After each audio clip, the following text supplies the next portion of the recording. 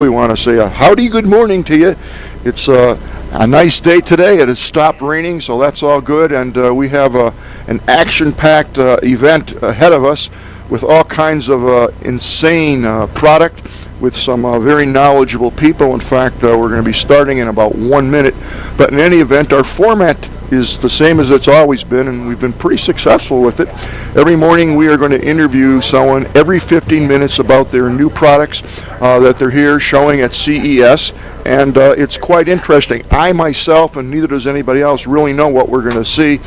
We have the names of the companies, and sometimes we rarely actually have the names of the people who are going to be interviewing, so it's all new to us, and it's live, so if we fumble or make a mistake or the banner falls down like it did yesterday, that's all live, and we have no control over that, but that's what makes it fun.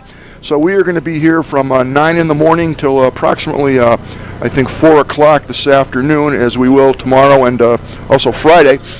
And I will be here from 9 to, I think, 11:15.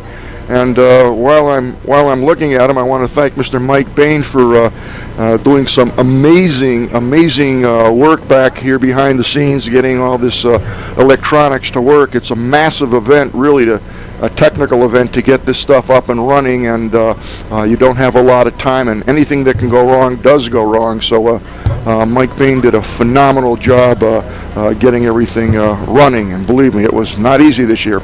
I also want to give a shout out to my brother Neil in Philadelphia area. How you doing there in Marion, Pennsylvania? Welcome. And we are going to start in about 10 seconds. Mike, if you can get our first guest to come in, and we're going to take it from there. So this should be a lot of fun. Thank you for tuning in. All right, here we go. I see a pair of sneakers already. I'm excited. Hiya. Hello. I'm Don Bain. How are you? Fine. Thanks, and you?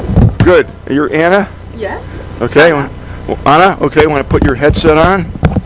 And right off the bat, Anna is going to give me the boot.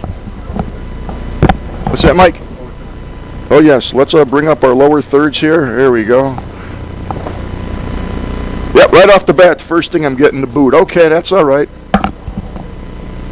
There is problem with the cable. You're fine. Pull the mic up a little bit. There you go. Yes, and the cable. Oh, your cable? Yes, please. There you go. Yeah. Okay? Yes. Good. So tell us, where are you from, and what are we? I know we're looking at sneakers, but tell me all about them. We are from France, and welcome. Yes, thank you. Is this your first trip to the United States? Yes, for it me, is? yes, it is. Discovering Las Vegas, great. You like it? Yes. Oh, good. Crazy town. It's everything is so huge, you know. Yes. Yeah. Well, that's great. You speak excellent English. Oh, thank you very much. How long have you been speaking English? I think it was since 10 years, but it makes 3 years I didn't speak at all. Well, you do really well. In any event, well, tell us all about what we have here. Yes, we developed a new shoe. This is a smart shoe with alert system, falling alert system. In fact, we want to connect the user to the rescue team. So when the person is falling, you know, the shoe will be like that, and then you will have the vibration in the shoe, because when the alert is sent through a secure cloud at the rescue team, so the user will receive the vibration to say everything is okay, the rescue team will come. Otherwise, you don't know if it works, you know. Wow. Yeah. So we developed this kind of product we want to address 3 kinds of population. The first one is for workers, you know. You can go on, it's a work shoe, it's safety shoes. Steel tip. Yeah. Okay. For safety, you know, for safety shoes, workers. And because there is a lot of millions of lone workers in the world. Sure. And there is another population which is senior, older adults, because they are frail or they want to stay at home. And we have some alert button system, you know, you have the button alert. But if you are unconscious, so you fall, and then the alert is automatically sent, and you can walk on the town or make any other walking. So yeah, everything is inside the sole, completely secured, and you have in the technology you have some sensors to detect the fall. You have a battery. This is a watch battery, like 6 months battery. Right. And some GPS localization, so that we can send the precise localization of the person just when he falls. It's not tracking you. Wow. Yeah. Okay. So it's sending out alert when someone falls. The sensor there knows that you've fallen, and it will send out the Yeah. alert at that point in time. Yes. Okay. Yes. So let me ask you. I'm assuming these are waterproof. Yeah, of course. Okay. Of course. Now, what happens when the battery runs out in 6 months? The bedroom. Sorry. No, in Yes. fact, the battery, you can only change it because it's you speak about battery. You said there was a battery inside. Yes, though it's like a watch. It's understand. so easy to change. Oh, so you can. Yeah. It's changeable from here. Yes. From the inside. Yes. Can we see that or no? No, we can't see it because Okay. this is the version 3 and we will sell the version 5 of the product. Okay. Okay. And So it's a prototype, yeah, basically. Okay. Yes. That's really, really, really interesting. And in fact, we wanted to have a global impact. I mean, in the product, all the electronics will be recycled. We want to connect the people with our network. In the alert chain, you Right. can put your mother, you can put your carry helpers or any other nursing home, for example, or supervisor if you are working. So you connect the people, you know. So you're monitoring their movement essentially.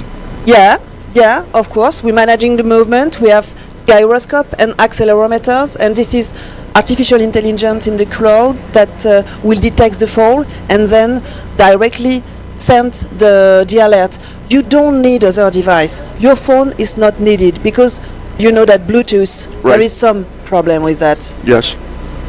That's very interesting. So what's going to be the price point? What will these cost? In fact, this is not really a product. This is Okay. more a service. It's a I mean, prototype, sure. Okay. No, this is what I want to say, that this is not only a shoe. This is not a product. It's a service. You know, there is some Okay.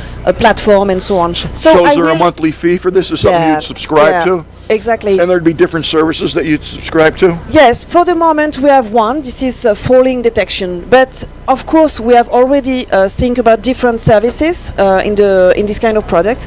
The basic subscription, if you are in full lease, this is a leasing. This is the shoe plus the service is 30 euros monthly subscription. Okay. And in this subscription you have one pair each year free. You know? Oh, okay. And what's the lifespan of the shoe? In fact, lifespan is for worker. We know because we already sell some safety shoes. It's 1 year, you know. Okay. And for seniors, it can be 3 years, 4 years because it's not so constrained. You know, it's quite. What happens if so you have to buy your type of shoe. What happens if I don't like that type of shoe or the fit isn't right? Yeah. In fact, we are experts in. We work with experts in shoe, Okay. shoe manufacturer in France, and we are producing in France with leather, with everything. And we've worked a lot since 90 years. They work on fitting of the shoe with really comfortable shoe. You know, you can really. It's quite. Right. So So the shoes are scientifically designed. It's just not like a Yes. random shoe. Of course. So a lot of technology actually goes into the development of the product. yes, a lot, because putting some IoT inside was really difficult. Yeah, very sure. difficult to Yes, keep the also comfort. the wear and the tear on the heel. Yeah. Bang, bang, bang. Yes, that's why we made some beta tests to be sure that the users, which should be older adults or workers, Yes. that everything is okay. The comfort is okay, the service is okay, IoT, everything must be okay because we want to save life. You know, with the button alert and so Yeah, I on. could see a lot we of want to save uses life. for those. You know, certainly in the construction industry. I mean, you want to Exactly. know if someone, God forbid, Exactly. falls or gets hurt. I mean that, Exactly. and no one's around them. Exactly, and there is some rangers also who are coming to us. There are so many on B2B in industry. You can have some platform in logistics where the people are alone, and when you have isolated people, lone people working or living, you have to assist them. Interesting. Yeah. So nowadays we have collection of 26 products in women and men for older Really? adults. Yeah, of Wow. course. And for safety, we have 5 products, and we have another range of products we try for outdoor, when you make an activity alone. Right. And if there is a problem, so everything is in the soul, you have nothing to do. So what's the purpose of you being at CES? Are you trying to create product awareness? Are you trying to raise money? Are you looking for distributors? Why are you here? In fact, we are looking... Other than to be on the Gadget Professor show, which Yes. we're glad for that. Yeah. Yes, of course. Of course, we come for the gadget too, and because there was CES, we stay in our booth, Okay. But no, we are looking for distributors, Okay. of course, really, for partners, because we know that we have already think about 80 use case of connected shoes. Right. There is a lot of needs for geofencing, for different things. So yes, we are looking to accelerate the business. That's great. I think that's a good point that we have to keep in mind that CES isn't necessarily about products that are here. They're about products that are trying to find a home and a niche and other partners, whether it's to distribute the product or to contribute intellectually to the development of the product, and that's what CES is really about. And Yeah. for you people, I think it's a great opportunity because CES is the largest trade show in the world, and everybody, again from all universally is here Yes. to either find product, sell product, or partner up, and it's amazing you get all these people in one spot for 5 days. Yes, amazing. And that's right, that the contacts are really a quality contacts to develop after the CES. So it's a very important opportunity for us because it's a user-friendly solution. Right. It's something you can wear every day without changing anything in your habits and what you are doing, everything. That's a great idea. So yes, the feedback is very good, and I'm we are sure. very happy to be there. That's really, really interesting. And if people wanted to find out more information, where would they go? What's your website? In the website, so it's www.evone.com. Okay. And what else is there anything that I didn't ask you that you'd like to tell us about the product? Anything that we didn't cover? The nationalities, so we start selling in France and Europe in September. Oh, this really? Year. Oh, Yeah. so this is well under development. This is ready to go on the market. Yeah, because Oh, okay. we have no problem of industrialization. Right. Because we choose an expert for developing this shoe. A shoe, you can't invent it in your garage. Right, for sure. Yeah, so it's a big industry. So yes, in September, and for the rest of the world, and US and Japan, this is our target in 1.5 years, in 2 years from here. Wow. And how many different types of product do you have? Is there just the worker shoe and then let's say the casual shoe, or are there other products under In development? fact, we have home shoe, for at home, slippers, as we say, and for outdoor, for the activity to hiking, for example, outdoor. Right. So What yes. about for the elderly market, for Yes. senior citizens or something? That's it. For seniors, it's for older adults. It's the first one we want to reach with this kind of product for men and women, because they want to stay at home. And we know doing some fashionable shoes, why doing only black or shoes? Of course, there will be basic shoes, of course. But we are expert in fashioning, we want to take it very... No, these are really nice shoes. It's leather, Yeah. it's high Leather. quality, everything is well thinking, because you I have love to... the zipper. I've never even seen that. of course. That's really clever. Of course, because when you are frail and you have some See the difficulties, zipper there? Yeah. so it's obvious you have to know how you do a shoes which is very easy to fit. Easy to fit. It must be that. So I'm assuming that as time goes by and as the development cycle goes by, you'll be able to integrate more sophistication Of course. into the. Of course, because in fact now, I told you about the fall, we are on the care. We take care of the person. If the person falls, we will alert the rescue team. But tomorrow, we don't want to be on the care. We want to be in the cure. I mean, when we will detect an abnormal situation when you are walking differently, for example, so we will prevent the risk. And that's the That's way great. we want to go. Yeah, I could just see all kinds of things. You know, my brain's working on the types of things. You know, even with an elderly person or someone who's Yeah. being rehabbed, that they have to take so many steps or walk so much to, you know, with their rehab program. That this That's way it. we'll actually measure that, and you can tell literally in real time that hey, you're not walking enough, or you're walking too slow, or you're throwing your foot out Yes. to the left. Or I mean, I could see all kinds of crazy To weight applications with that. some disease, you manage to the weight of the person. You can have some other captures pressure to know how really? you are in your shoe. You know, Really, so it's that you get that intricate information that's really specific. of course, we will keep a lot of data so that we can give it to medical team, for example, because there is some disease which need all this kind of information daily things. So everybody keeps this. You're actually going to keep a database, I would imagine, on all the statistical analysis that goes on to every form factor that you have. So you're going to end up with a large database of all kinds of crazy information. So it's Yes. just going to grow and grow and grow. Yes, in fact, the only thing is that we have to know which kind of information we want, for what kind of solution we want to Right. offer, of service, yes, of assistance. And how long has the company been in business?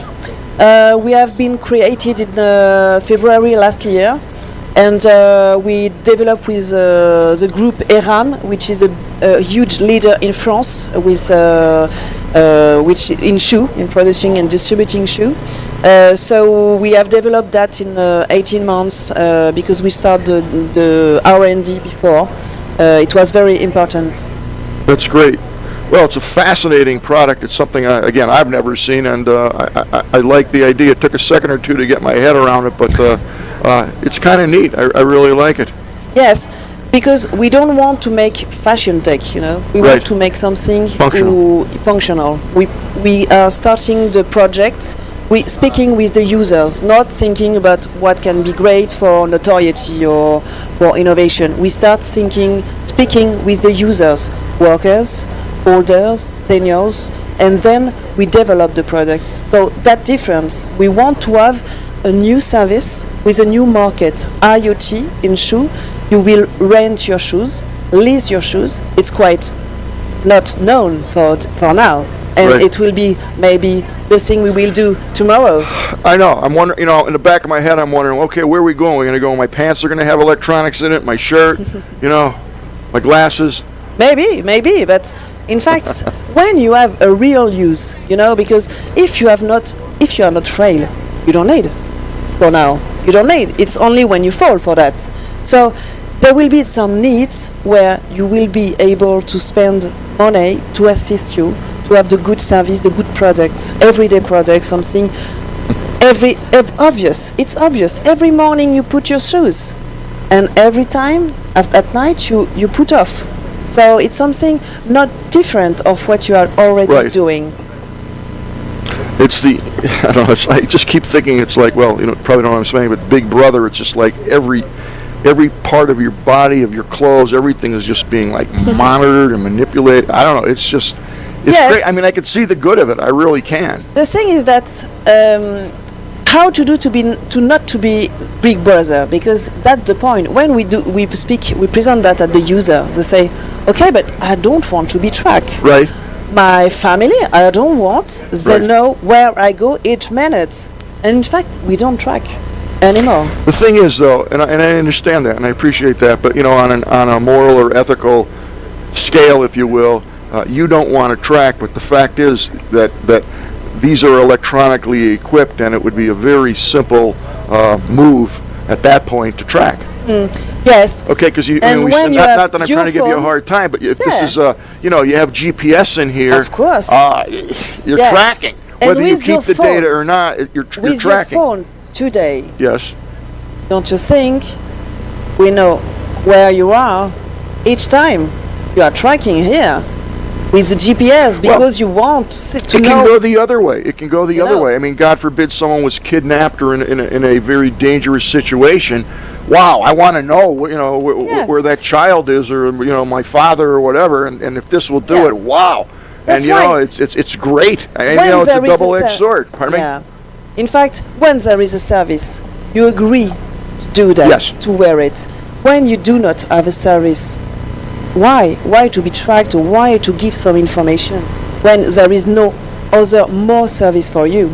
It's not better. So nowadays, we already know that data and the tracking and everything we do with Google, GAFA and your phone, every day, the data have to be, you have to know now why you keep them and what you will do with them. Right. And if you do not that, so the law is now here to protect the user, and that's a very huge thing.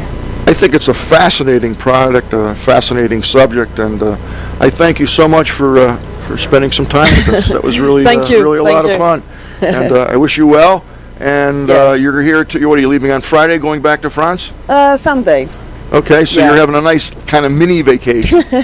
Yeah, vacation, maybe, or work. Yeah. And you like Vegas? Yeah, great.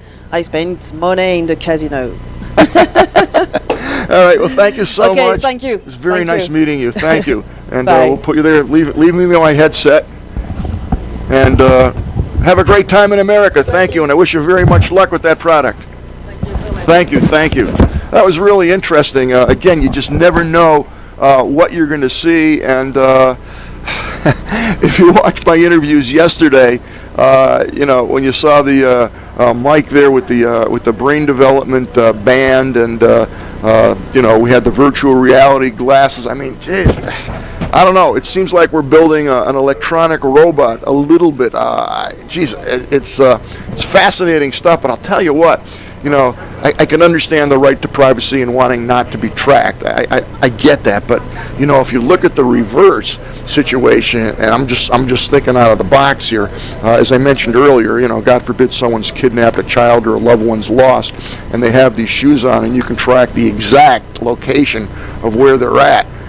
That's pretty good. The other thing that we'll pick up in a minute, because we have our next guest. Remind me, folks, and I'll pick up where I was. I got an interesting thought. Come on down. Hi, Robert. How are you? Fine, nice to meet you. Fine. I'm Don Bain, the Gadget Professor. Pardon me? Oh, Matthew. I couldn't see the tag. You have a card? Yep. Excellent. How you doing today? Very fine, and you? Too early to tell. But I'm okay. Here's your headset. You want to put that on, and that's the microphone part. There you go. Okay, thank you. Matthew Robert. Okay, I got it now. And you are with CMO, and you are the design boss man. Yep. Excellent. So let's see here. We're going to click 1, and that's going to be me, Don Bain, and I'm going to click 2, and there you are. Here I am. Lower thirds. Well, Okay. welcome to the Gadget Professor Show. What are we looking at? What are you doing? What do you have? The company is named Aven, Yes? and we're making the first connected wine aerator. Okay. I don't know if you like wine. Okay. Well, I've had 1 or 2 wines in my life. Go ahead. Very nice. All the wine needs aeration. It means that air, oxygen, Here, let's hold this up right here. get into the wine, and it allows the wine to reveal the best of it. With this Okay. product, all the wines are different, so they need aeration. That comes. Right. You open your bottle for half an hour, all the way up to 24 hours.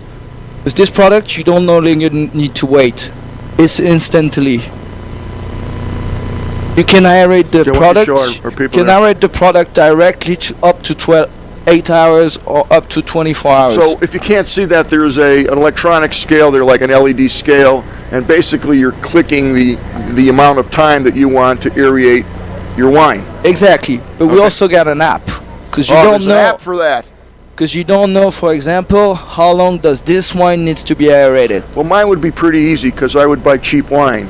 So, Well, if you buy cheap wine, we won't change a bad wine into a good wine, okay. but that's we'll important. make it you to serve it and taste it in the best conditions. Okay. That's important. Okay. With the app, how does it work? Like, for example, Here, I'll hold this for you. I took an empty bottle because it's pretty early for today to have some wine. Wait a minute. Hold on. Is this a good wine? It's a famous wine It's known a around the famous wine. It's a Bordeaux, It's a Mouton Bordeaux. Cadet, Yes. from the Rothschild family, Okay. and it's pretty common. It's not a very, very good wine. No, it's not bad. Not bad. Okay. So how does it work? You Yes, take how does it work? the bottle. Yes. You open your bottle. You put the product on it. How about that? Up. No, it doesn't work. That's okay. That's okay. And with your smartphone, I think we can see it right there. with the smartphone, I'm gonna scan the Yes. label. Like here. Oh, no kidding. Up. No. It Well, that's will- pretty It clever. will recognize the wine, Yes? sends the information to the product that will calibrate itself, Really? and then I just have to pour the wine, and passing through the product, the Really? wine is aerated. Means that when I put the bottle back, the wine inside the bottle hasn't changed. And I taste it. If I think it's too aerated and I want to try something, I can manually change the aeration and do it again. So can you really detect in the taste the aeration, whether it's more aerated or less? Yeah, we worked with engineers that work on how the molecules of the taste reveals itself to see how in wine when is the best time to stop the aeration. So you work with a wine aeration engineer. Exactly, but wine engineers, they work Wine on wine. engineers, okay. And we also work with sommeliers and oenologues. Yes. They're the ones who knows how to make the wine and how to serve the wine. So I'm sure you work with wine tasters. Exactly. Okay. Like sommeliers are wine tasters also. And We have some expert wine tasters in the crew there. well, So- you have to come back in our booth because we're Okay. having wine tasting from you are? 11 in the morning all the way to the end of the day. Now I got to work here, but I'll pass the word around to the crew because Cool. they're experts. They're wine drinkers, not engineers. But anyway, let's get back to this. So we actually pour through this. You wouldn't leave this on like. No, you don't have You- to wait. It's in an instant. But when you're finished with the wine, if you only drink like a half a bottle, this would have to come off, and you'd put Yeah, the cork you back put the in. cork back in. Okay. That will be on the next product that we'll have to seal back. Really? Yeah, we're trying to work on other product like sealing, interesting. and also working on the temperature because temperature of the wine is very important. Really? So obviously there's some type of a centrifuge or a fan that's inside this device. It's kind of like a fan. We aeration is putting air in contact with the wine. So you see what we do because we only have a minute, an instant to do it. So we blow air in it very fast, depending on the wine. Well, let me ask you this. It's just a technical question. I'm just curious because the wine would be, the bottle would be full when you first open it up. And how does the aeration get to the bottom of the bottle? Is there enough force that it actually circulates the No, wine? you don't need it. You don't need 'cause, as I said, it's the glass you're serving that is getting aerated. So the rest of the bottle still intact. Okay, so it's being aerated as it's poured. Exactly. out. I got it. Okay. Exactly. Fascinating. Really is. Is this for sale now? We're having pre-sales in March Okay. with Indiegogo, and the product will be out in June. Okay, and what's the price point on that? The price point in the market it will be at $200, Okay. but the pre-sale starts at $100. Pre-sale's a pretty good deal. Yep. And could I get in on the pre-sale now? Oh yeah. You give me your card and we'll make it work. So the pre-sale the real pre-sales will start on Indiegogo on the beginning of March, but we're already taking orders to. Okay, so all the people that are watching this, people are it's afternoon back in Boston, so they're ready to drink. So, oh, cool. So Like in France, yeah. it's time for a drink. well, in France, it's always time. Anyway, so where would they go to get onto this, pre-sale? Like I save $100 and get their wine aerated. But Good deal. For now, you go on our website at avain.com You want to or spell dot that? for me? Paris. Avain, Yeah, it's AVIN right up there. Okay. E dot Paris. And you can subscribe and we get you on the list and you know all the information after we send you the newsletter and you'll be ready to. So roughly in March, they could expect sometime around there the product delivered. Exactly. Now, I'm always curious about this. What happens if I put the $100 in and for whatever reason the product doesn't develop, or is that not the case? Well, Sorry, I got to ask this question. yeah, this is a pretty good proof because if you take it It's Is this a working model? yep. Can It's you turn it on? alpha. Will I feel any air coming through that? I'll put it on the max because we That's okay. took something that is really low, Yeah, sure. and if I you feel it, Yeah, very slight, but again, it doesn't matter how but much. it But I is do very feel the motion. It is very Slight. slight Yeah. because How long does the aeration last? So I'm pouring it out. It goes into a glass of wine. How long is that wine going to stay aerated? all the time. It's been aerated, so So that You one don't- shot and that's it. exactly. But you don't want to aerate too much your wine because it could kill it and Okay. have a bad taste after. So that's are why- you always updating the database? I think it's fascinating that I can actually scan the barcode, and that's going to go into a database and tell this what the time should be to aerate. Pretty Exactly. fascinating. Every wine lover will know that we will never have the entire database of all the wine. Of course, We have for now 10,000 wines, which is that's it looks reasonable. big, but it's this big compared Really? to the immensity of wine that there is. But we're using an algorithm that works like with multiple questions. Is it a red or white wine? Does it come from Bordeaux, Burgundy, or from the Napa Valley? How old is he? What type of grape was used in it? And all these questions, the more information that we have, the more precise we'll be on the recommendation that we give to the product. So let me ask you just a basic question. And again, I don't drink wine, so I'm just curious. If I had two glasses of this exact wine next to each other, one was aerated and one wasn't, would I, as a general consumer of wine, instantly tell the difference? Different. No question. You'll taste it. Really? Yeah, I wasn't a wine expert, although I'm French, and not all the French people are wine experts. But you definitely get the difference. That's why we are having tasting in our booth for the whole convention, and people are pretty amazed. Even people that like wine and are a bit skeptical at first, Right. they taste it and they say, "Wow, I really taste the difference." That's great. Well, I'm going to send Mike down to the booth, and he'd love to do some samples, and I'll have him come back and report, and it should be pretty interesting. But I Yeah. think it's a fascinating product. What a cool idea. I would be anxious to see when you actually can use the device and then like have the cork go back into, so it's like a one. I hate to use the Yeah. one shot, but one Yeah, shot yeah. deal. That would Yeah. really be kind of a cool thing. That's what we're working on, but we need to make some money, so we need to sell the product. And Hey, well, that's why you're on we're the working Gadget on Professor show yep. to get this exposure. And then we'll work on Aven is not only about this product. We want to work on many products around wine to help people don't get too. You know what you said earlier? You said I say a lot I'm of not a things. wine expert. No, I'm not. Like, I'm not. No one's a wine expert. No, And the only we- wine I ever had really was for my bar mitzvah, and that was it. And I think it was grape juice, but I don't know. And that was a long time ago. But if I had, Yeah. if this product was around back then, I would have aerated the wine before I did that. Cool. Are you having a good time here? Oh yeah. Is this your first time in America? No, I when I was 10 years old, I lived a year in New Orleans. Oh, really? Yeah. That's a fun place Yeah. for a year. Yep. I was 10, so I didn't get That's the okay. fun part of New Orleans. If you see You what would I have mean. been a big hit with that aerator down there, I'll tell you that. You should go back there. You'll have a lot of friends real quick.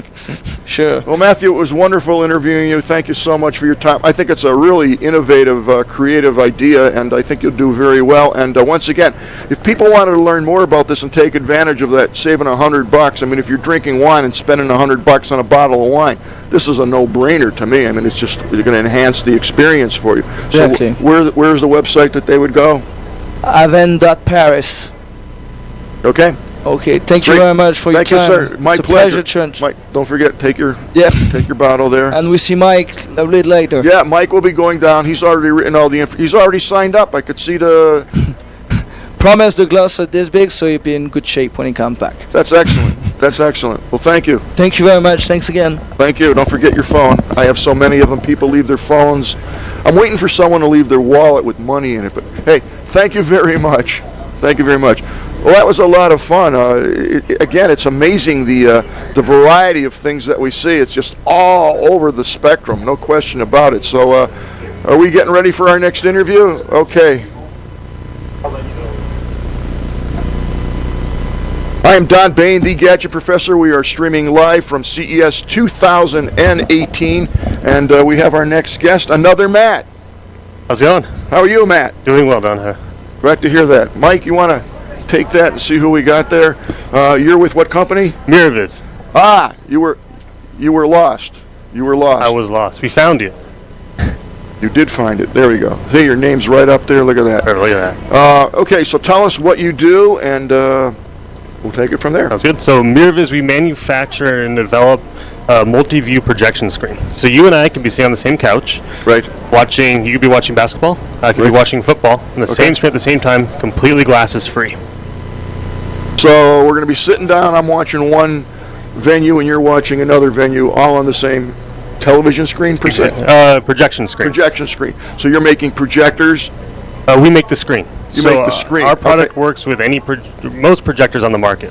Okay. And we developed a special optical screen which has different reflective properties that allow us to use multiple projectors, and it'll send when one projector shines onto the screen, the light from that projector goes back to that projector. We can do that multiple times on that same screen. Okay, so I'm having a hard time getting my head around this. Do I need two projectors? You know, we have a video of the product. I think that might be really helpful to show. Mike, how it let's all roll that works. video. Here we go. So here you can see Gamer 1. So we're Yes. playing Halo here. So that's view 1. And we move the camera over to view 2 here. That's Gamer 2 playing against Gamer 1. Then we'll go over a third view over here, and someone is watching Kung Fu Panda on that same screen. As you notice, as the camera moved from from projector to projector to projector, that's where the image changed. The other cool thing is that the brightness of our screens are incredibly efficient.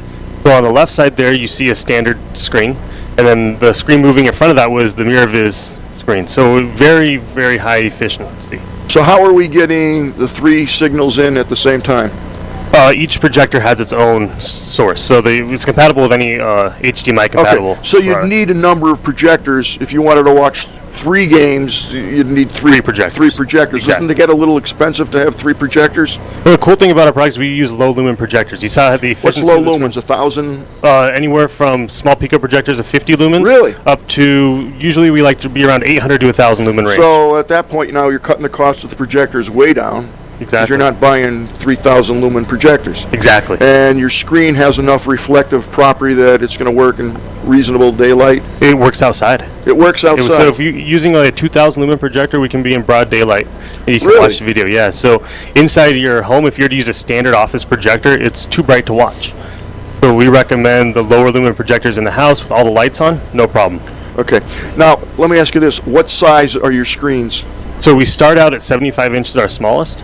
on the diagonal? On the diagonal, yes. And then we go for our largest consumer screen goes up to 95 inches. Okay, and are these available now? They're available now. You can buy them on our website. What's the price point? So for a screen-only option, this starts at $500, and for the gaming system that you saw, with 3 projectors and 3 chairs, starts around $2,200. So you're actually selling the projectors too? We sell both the package. So it's a kit. Yeah, I hate to use the word kit, but it can be a kit or it can be screen only. We do both. So at CES is really cool.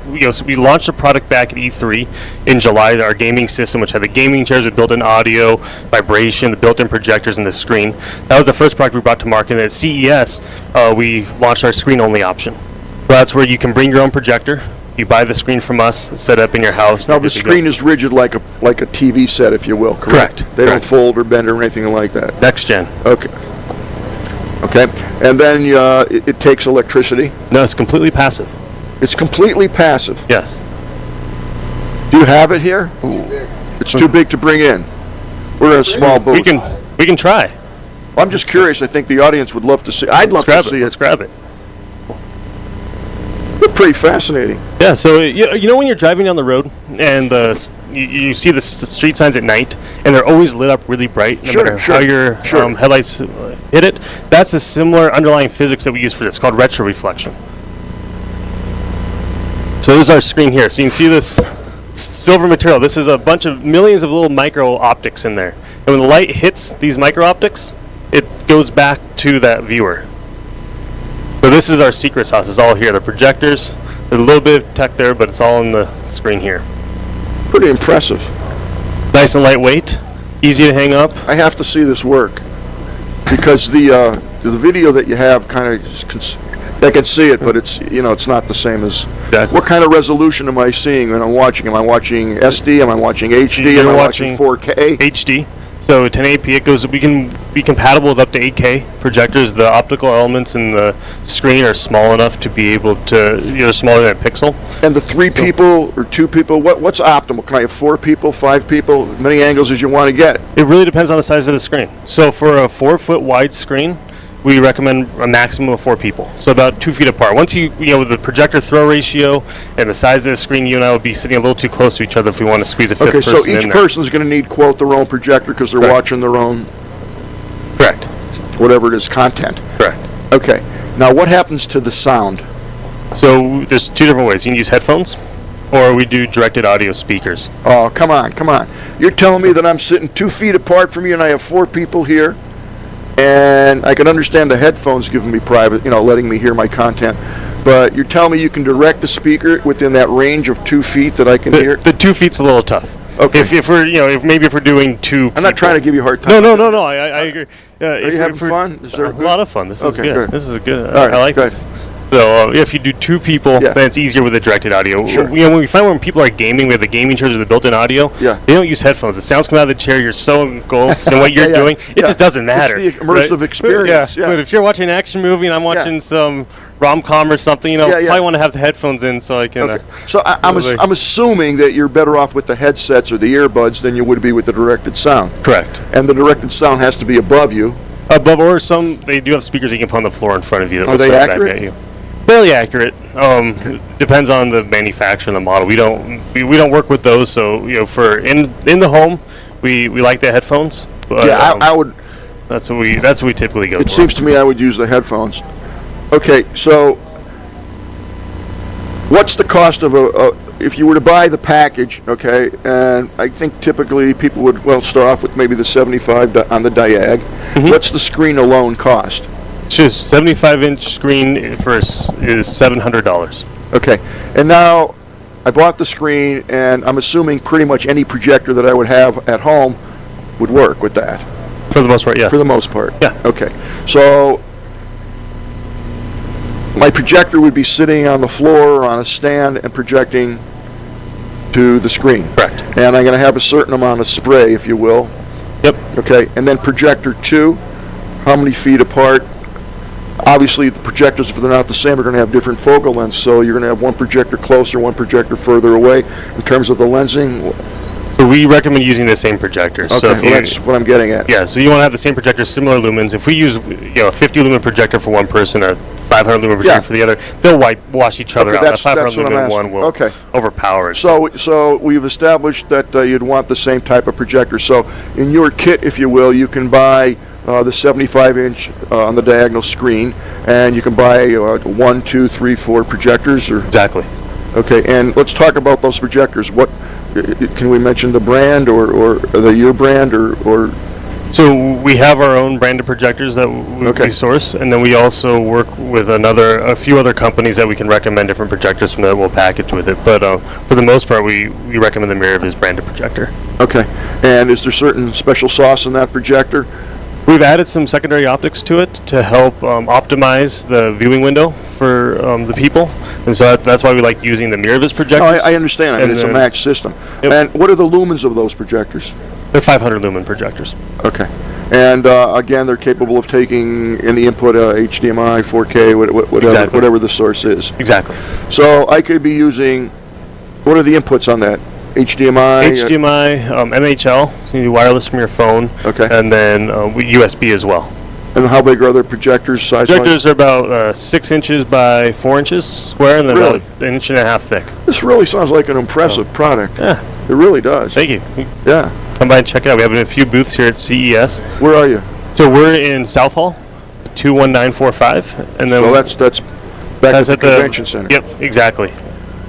Okay, I might have to, when I get off the air here, I might have to go back and check and really check that out. That'd be great. So would you like to come on to the Gadget Professor show after we're done with CES, and we can stream you in and do an in-depth interview and take a peek at those things? That'd be a lot of fun. Yeah, no, it sounds really, really cool. So, what's the rough throw distance from the screen to the projector if I was using one of your projectors? We liked it to be around 12 feet. 12 For feet. the projectors we use. Okay, and where would they be? Do they have to be dead center, or what about the keystoning? And in the old days, the aspect ratio of the screen to the projector to the lens all was a calculation chart, and you had to be pretty much dead center.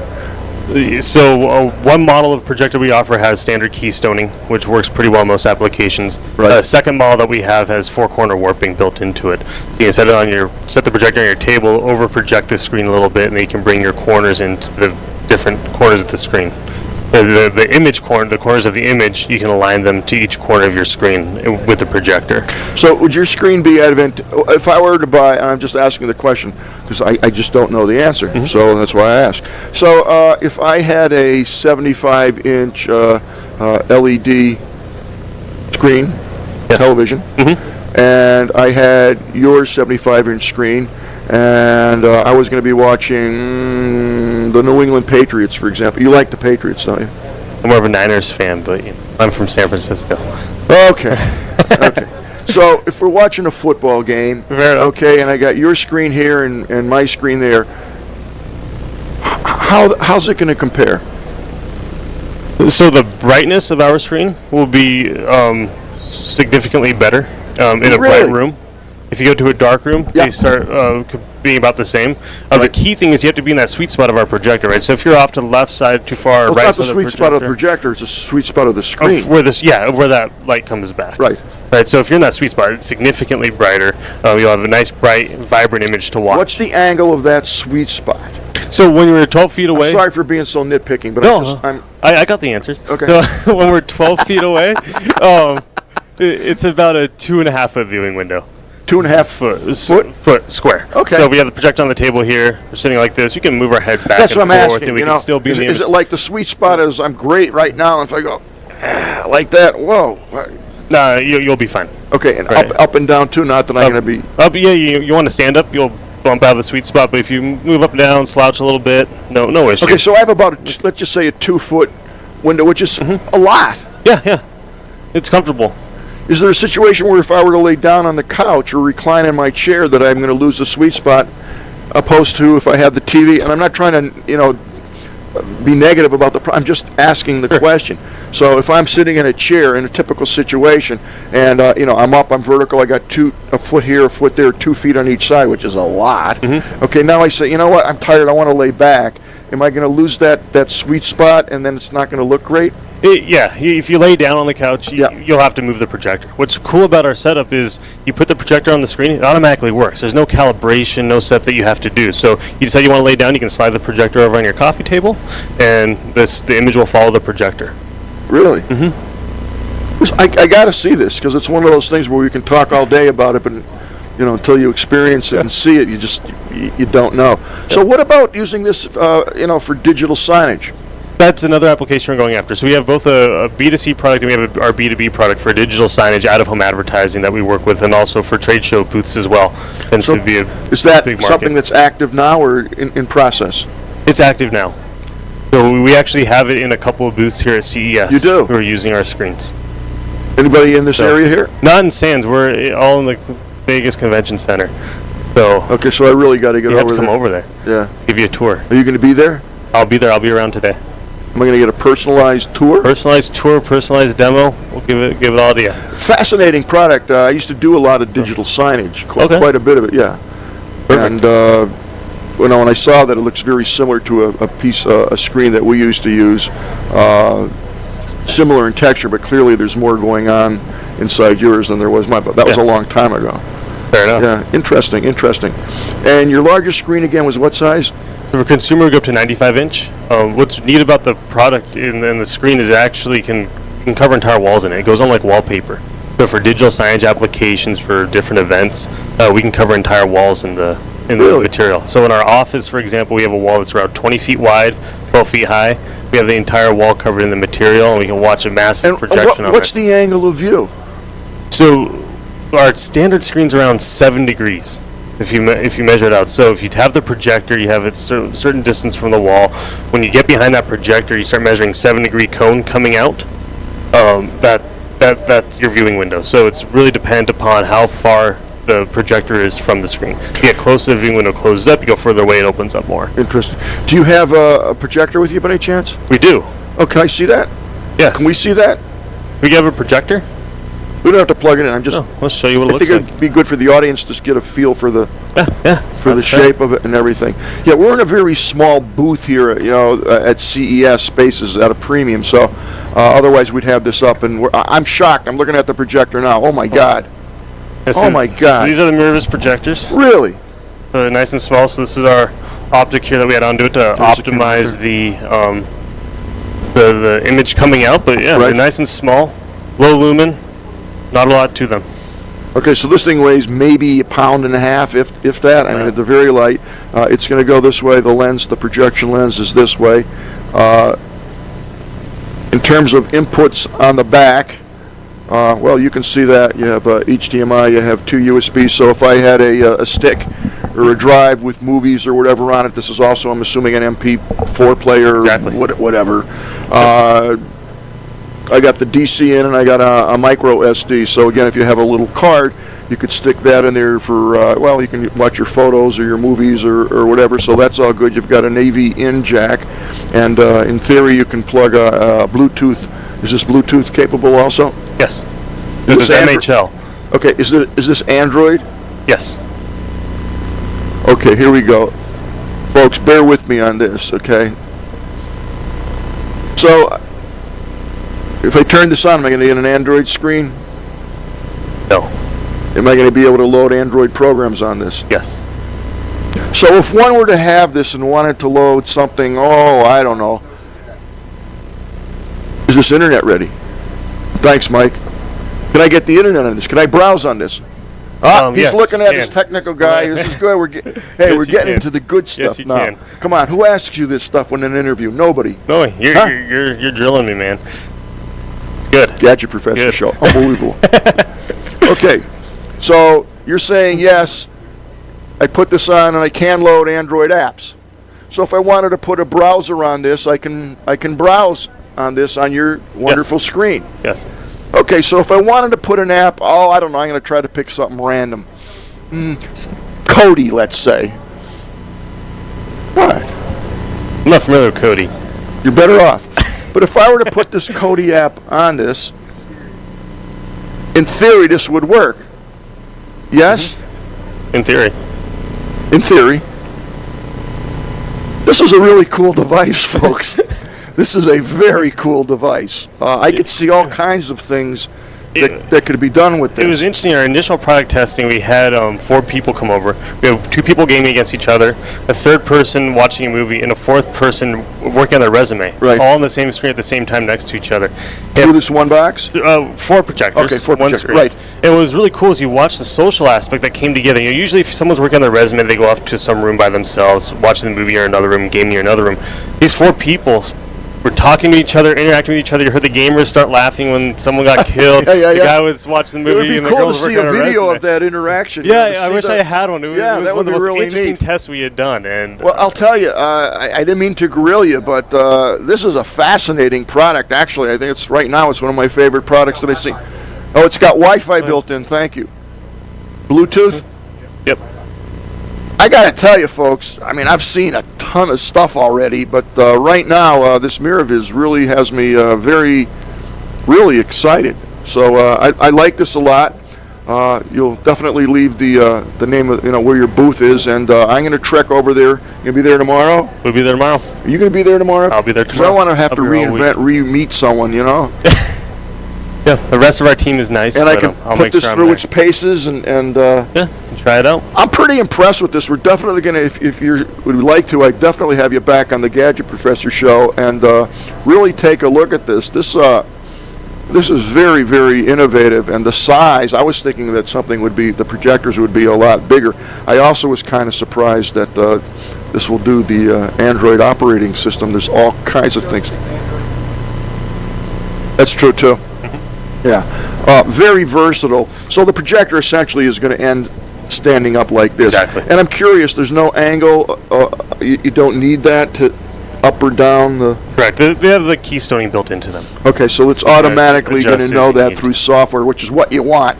There's nothing more frustrating, believe me, than having a projector down and left and right and going, the angle to get it right, and then if you're sitting a little bit to the left or to the right, but clearly your system is what I would call a tuned system, where everything is taking care of itself. Both the screen has the optics in it and the projector, and it's a tuned system, so everything is matched. So it seemed to me that I would probably want to buy their projectors with this unit than someone else's, because It's a lot easier to set up, easier to use. and they have It's more really secret optimized sauce for it. in this, so that would be a good thing. Exactly. I agree. Well, I'm thoroughly impressed, and I thank you very much for coming on. I definitely enjoyed it. I hope you did. I hope Had I a lot wasn't- of fun. I hope I wasn't too tough on No, you. no, this is great. It was a fun interview. No, I it's enjoyed it a lot. fun stuff, and you'll be able to use this interview anywhere you want. And Perfect. right now, the Gadget Professor is very hot on MiraViz. It's really a fascinating product. I can't wait to see it in person, and I'll give you my impressions. And Matthew, you heard him, said he'll come back on the Gadget Professor show, and we'll take an in-depth look at what the product is. So that's really great. What is this handle for? It's to prop it up, if you want to. So some applications, I don't use the mirror all the time here, so you can prop it up on Okay. your table. But Okay, I was just we curious. typically I didn't think it was we like a recommend carrying You handle. can carry one each hand, put the screen under your arm, nice and portable. You saw how light it was. So Well, that's great. That's great. these come on a table mount like this that we set them on. Right. So we usually use that. You know what's cool about this too, although it's not easy to bring a 75-inch static screen with you. I mean, that's not an easy thing to do. But the projectors you can just throw literally in your briefcase or your purse, and away you go. And that's handy unto itself, because these Exactly. will work externally, not with the MiraViz Correct. unit, so And- you still have a projector. And they have batteries built into them, so you can take it to the park if you're What kind of traveling to batteries? the airport. Lithium? Lithium, yeah. You don't bring this on a plane, do you? Well, they have Say say no. So Okay. no. A fascinating unit, it really is, and that's the fun of CES. You just, you wouldn't know this stuff exists. Obviously, you have a website, miraviz.com. Miraviz.com. You can buy the product now. It's on sale. CES on sale right now. Tell us about it. So we, depending on the screen, we have various percentage off. So it'll be for the duration of the show. But can the people at home take advantage of that because they're not here at CES? No, you go, so tell them go what they onto got to do. Go to miraviz.com. Go Great. look at our products. We have the screen-only versions. We have we have a tabletop version that we call for your standard coffee table in home, and then we have the gaming version. All of them are on sale, and it will be on for the duration of CES. So once CES is over, the sale is going to be gone. So be sure to get. Hey, get it pays it to quick. watch the Gadget Professor show. Matthew, thank you so much for coming on. Thank you very I much. really had a lot of fun. Me I too, enjoyed me it, too. and I This is learned a good. lot. Hey, It's good. I'm great. glad. And I'm I glad I really could help. appreciate you leaving these two with us. And Yep. bye-bye. See you later. Thank you. Well, that was a really fun interview. I think that product is, I'm blown away by it. I can't wait to see it, because if it's half as good as you're telling me, it's really cool. Excellent, excellent. Thank you so much. Appreciate it a lot. Well, there you go, folks. Thank you very, very much. I appreciate it. Fascinating product, fascinating. I mean, it's so versatile. Some of the things that you can do with this. Again, I haven't had it. I haven't tested it out. I'm sure they're going to give me a test unit at some point in time, and I'll put it through its paces. But certainly the gentleman had all the answers that that one would need for that. And I'll tell you, I'm curious to see the screen and the resolution. I try to pin him down on the differential between a 75-inch plasma screen versus his screen, and then on the other hand, a plasma screen, or I shouldn't say an LED screen, 75-inch screen is going to probably cost you $4,000 or $5,000, maybe even more. And this is static, so you're going to hang it on the wall, and that's it. They're actually very light, the screen itself. It wasn't heavy, so it's an easy thing to, I'm sure, mount it. The fact that the projectors are so small, the fact that you have a computer, if you will, with the Android operating system, the Wi-Fi, the Bluetooth, HDMI in, there were two USB ports on it, plus the SD card. I got to tell you, pretty interesting device, and the price point that he was talking is very, very reasonable if the quality is there, and I don't know that yet. I will know that once I hop over to the regular convention center. Again, we're here at the Sands Expo. We're not at the main convention center here in Vegas. And I'll definitely take a look at it and report back what we see. Is the next interview up or around, or well, bring them right in when they come up. Fascinating product. What'd you think of that, Mike? Looks pretty cool. Yeah, it does. I want to see it. Yeah, like he said, we definitely want to see it. I'm very curious to see if the quality of the product is there in terms of the resolution, and really how does it compare to a brand new LED screen. I just can't imagine that the product would be that vivid. I just don't know. So we're going to take a quick break here, and stay tuned. We have another interview for you, and I'll be right back. Okay, we can roll to that, see in Mike? the space, and obviously they're kind of ahead of the curve here, and with the Innovation Award, I think this is a product to watch out for. What is the website where people can find more information? It is listen.biz. So listen.biz, you got one of those new top-level domains. Good for you. Well, fantastic. All right, so folks, this is a hear piece. You can have it used as a standard Bluetooth headset or earphone, or you can use it to help enhance communications. It's not a hearing aid. It's just sort of helping enhance communications. Todd Cochran with Geek News Center here at CES 2018. All right, perfect. Have you got one of those? Todd Cochran here at CES 2018, and we're with Pico Brew. We're not drinking, but boy, we'd like to be. We can arrange that. All right, we're with George here at Pico Brew, and they got some new stuff this year. You guys remember from last year's coverage, we covered the debut of a lot of their products, but you're back with some new stuff this year. So what's cooking it literally at Pico Brew? Well, we're back with the lower priced Pico model as well to do beer. Last year we showed you Pico Pro at $799, that stainless steel device over there. Yeah. And this year we've scaled it down a little bit, made it a little bit more economical. It's now $549. And we have a new serving keg that we've designed for Pico that lets you clean it even easier than before. It's a matter of just a minute or two to top the top on this. This pot can go in your dishwasher for cleaning. It's just like a stainless steel pot. You clamp your top back on, and you're ready to do your next beer in that keg. So the item that caught my most attention is the Pico Still. Mm-hmm. So, you know, normally thinking about people running moonshine in the backwoods of West Virginia or whatever, but so I can have a still in my house now, I see. We've developed a device here called Pico Still, which empowers you to be able to do full distilling. It's a vacuum distilling system as well, so we've actually created a very safe environment for distilling where there isn't inherent alcohol vapors that are potentially going to ignite. And the other thing we've done on it too is this little compartment right here is where we can collect the heads. So you're going to be able to make sure you have your bad alcohol separated from your good alcohol if you're brewing that way. Now, you can do regular distilling on this as well. And right now, we're just showing the ability to be able to pull some hop oils out of this. Right. So if you're just wanting to cook with it and do imbued flavors, for example, if you want to take like rose hips or something and be able to get the oil out of those, you can do that in this. But we have another little attachment that goes in here. It's a copper device that will do collection of alcohol. And if you take even a cheap wine and put it in here, you can extract that wine out, and you can add your flavors to the alcohol accordingly and make a gin, whiskey, vodka, whatever you'd like to do on this system. So that's interesting because I know brewing beer, a lot of buddies do it. I don't, but where are we at? How much can I make with my own still? That's the question, or is there even an answer for that? You can distill about 500 milliliters in about 4 hours on Okay. this. That's if you're running in still mode, it can be done. Now again, you can do multi-level distilling on this as well. You can distill and then go back again. You can get up to about 180 proof on this if you want to do it. Right. That's pretty cool. So you can have a still, folks, in your house. Now, that's something to like actually brag about at the bar, that you've got a still at your house, and people are like, really? And of course, you're telling the truth because you'd have a still. Do you know what this is going to retail for? Yeah, retail is $349, and that includes the lower keg here as well. Everything you need right here to add to your Pico C machine, and you're good to go. By the way, the Pico still goes on our other products as well. It'll fit on Pico Pro and our professional Zymatic machine, which we've been out there with the pro brewers for years.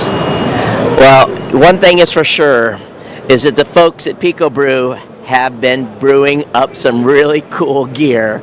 So we'll look forward to more stuff coming out of Pico Brew as years to come, but definitely check them at picobrew.com. PicoBrew.com, indeed. So go to picobrew.com. My name is Todd Cochran with Geek News Central, part of the Tech Podcast Network here at CES 2018.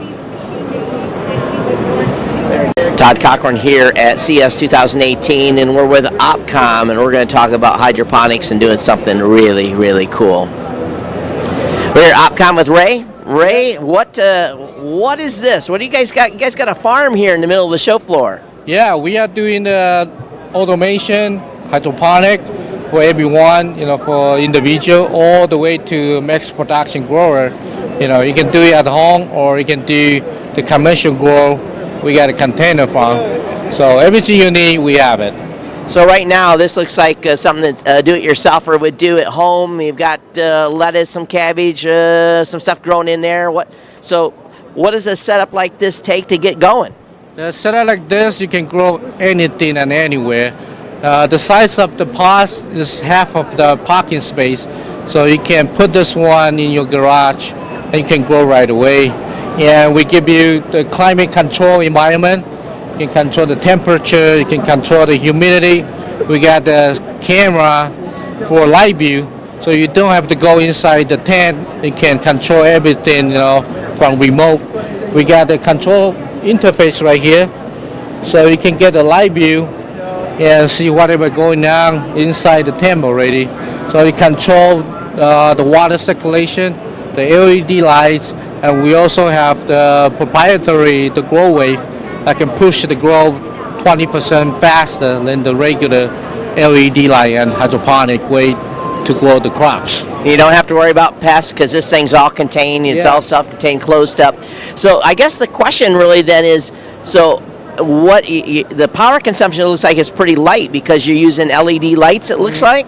Yeah, compared to conventional way to grow the green and grow the crop, you save 30% less of the power. And when you're talking about water, you can save 90% less than the conventional, soil-based grow, by doing hydroponically. So if it was someone who's going to set up a system like this, would this be a pretty typical layout, or would they have the density higher in the number of growing pods? This is the standard size we have. Just depend on different crop you want to grow. We give you the space like this. You can load it up as many as machine you want, or you want to keep it empty, or just focus on one or two crop. We got all the space. You can lay it out by yourself. What is a typical? What would a rig like this cost someone to set up? The shell with everything including and all the system controller gonna be $2,000, and depending on how many grow machine you want to put it inside, so we can mix that and give it the pricing from $4,000, $5,000, all the way up to $10,000. So this is something that's really cool. I know a lot of you are out there doing hydroponics already. I got a friend in Seattle that has a huge setup that he kind of built himself. But this is super automated way of doing hydroponics. It's really awesome. I'm really impressed with what you guys have got here. So where can people go to find more information? You can go to opcom.com. We got all the information over there. All right, so you guys got it. Go to opcom.com. Todd Cochran here at CES 2018, part of the Geek News Central team. Hey folks, I'm here at Ultra Haptics, and you're not going to believe this. This is kind of cool. We've got a device that you can control remotely without touching anything and feel the control actually happening. So we're here with Heather, and Heather's going to tell me a little bit about what they've designed here. So what we've got here is we've got haptic feedback in midair, so you can feel stuff that's not really there. So if you put your hand over this device here, you can control the lights and the music in your lounge. What we do is we use a gesture tracking system. This one uses the Leap Motion gesture tracking, and then we use a collection of ultrasonic speakers. And what we do is we really carefully control when each one of those fires, so that it creates just a little bit of pressure on your hand. And we can turn that on and off really quickly. We can create buttons, sliders. We can even create virtual objects in virtual reality. So you can reach out, you can cast magic spells from your hands and feel spells on your hands. Or if you're experiencing a hypercar in augmented reality, you can reach out and touch it and feel the engine revving under your hand. So Colton, this is the cool thing about this. And this will be hard for you to get the video on this, but as you put your hand over, and I don't know if you can see the screen or not, but what I'm actually feeling right now is I'm feeling sensation on my hand, and I'm moving a stereo volume control up, and now I'm turning it down. So now we'll turn on the light switch.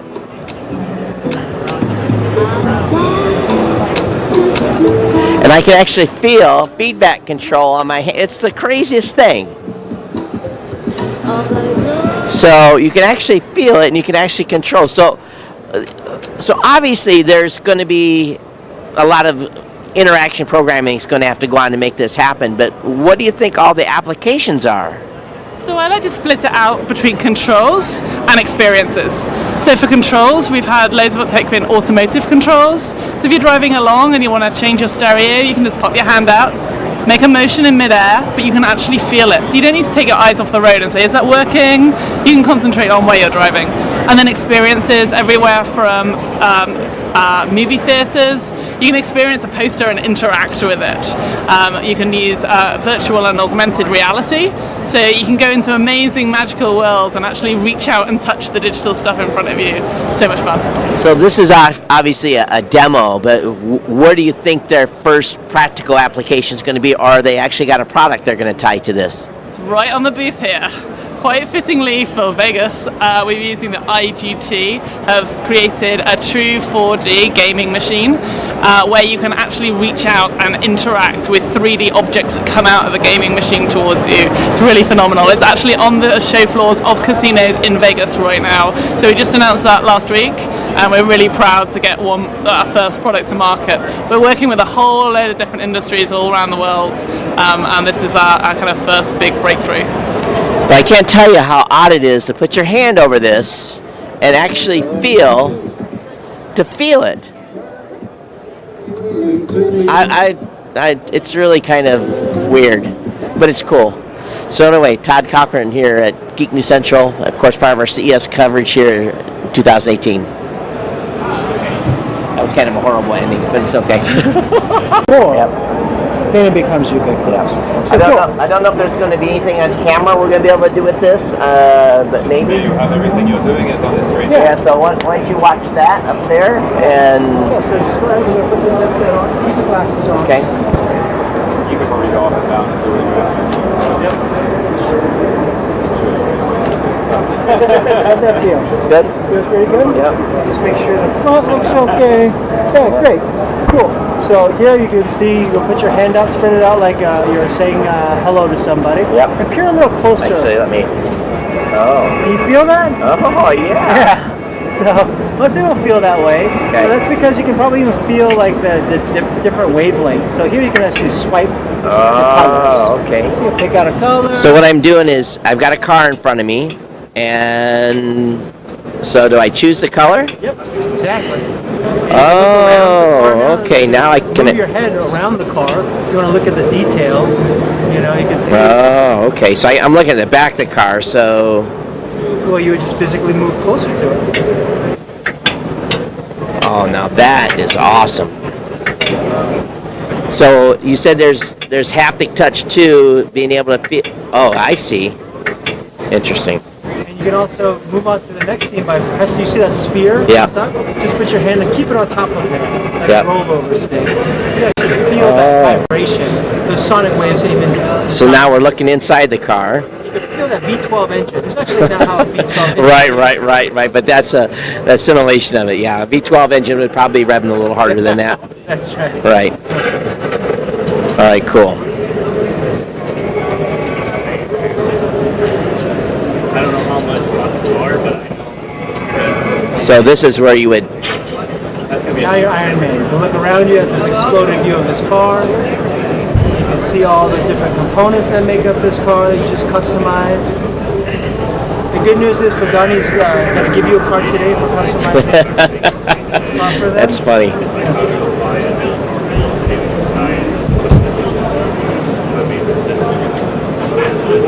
That's pretty cool. Also, if you put your hand right on top of that rubber controller, you'll start feeling the sound waves.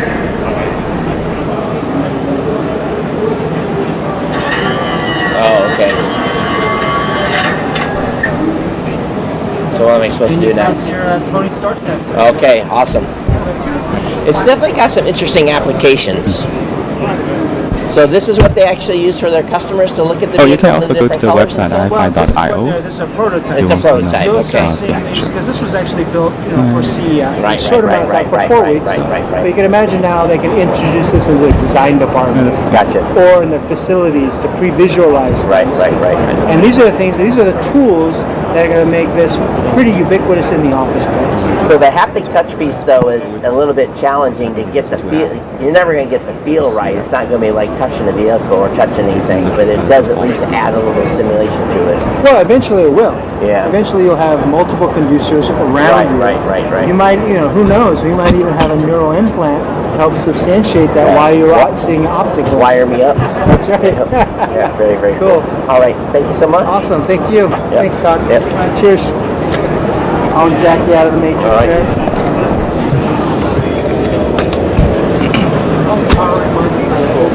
Well, hello everyone and welcome back. My name is Don Bain. I am the Gadget Professor. We're coming at you live from CES 2018. We are here at the Sands Expo Center, and as you know, we are doing a new interview every 15 minutes with a new and exciting company. We've had some remarkable people on this morning, some really crazy things. One's been better than another. I got to tell you, I love that mirror stuff.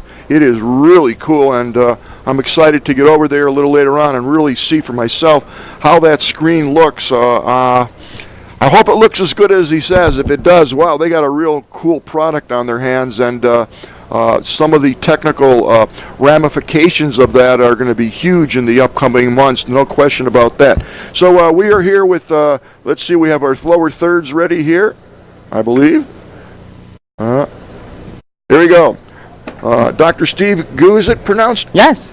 How are you, sir? I'm Don Bain, the Gadget Professor. Ah, nice to meet you. Nice to meet you. Yeah. You have some incredible stuff going on, Steve. Why don't you tell us a little bit about what you're thinking up here? Yeah, sure. So my name is Steve Gu. I'm the CEO and the co-founder of this company called iFi. iFi. Yes. Right? We believe in the future AI is going to be as popular as Wi-Fi is, hence the name iFi. We are primarily doing computer vision. So we have developed cutting-edge technologies that allow just average cameras on your cell phones to be able to recognize every single motions of your body, the 3D shape, the skeleton, the facial structures, and the action recognition as well. So we're talking about virtual reality or augmented reality? Yes, I mean, they have natural applications in augmented reality, as I can show you later on, maybe. Okay, so tell us about what you're going to do. So, do you want to see some live demos? Is that I would love to. Mike, we have some video to show, I think.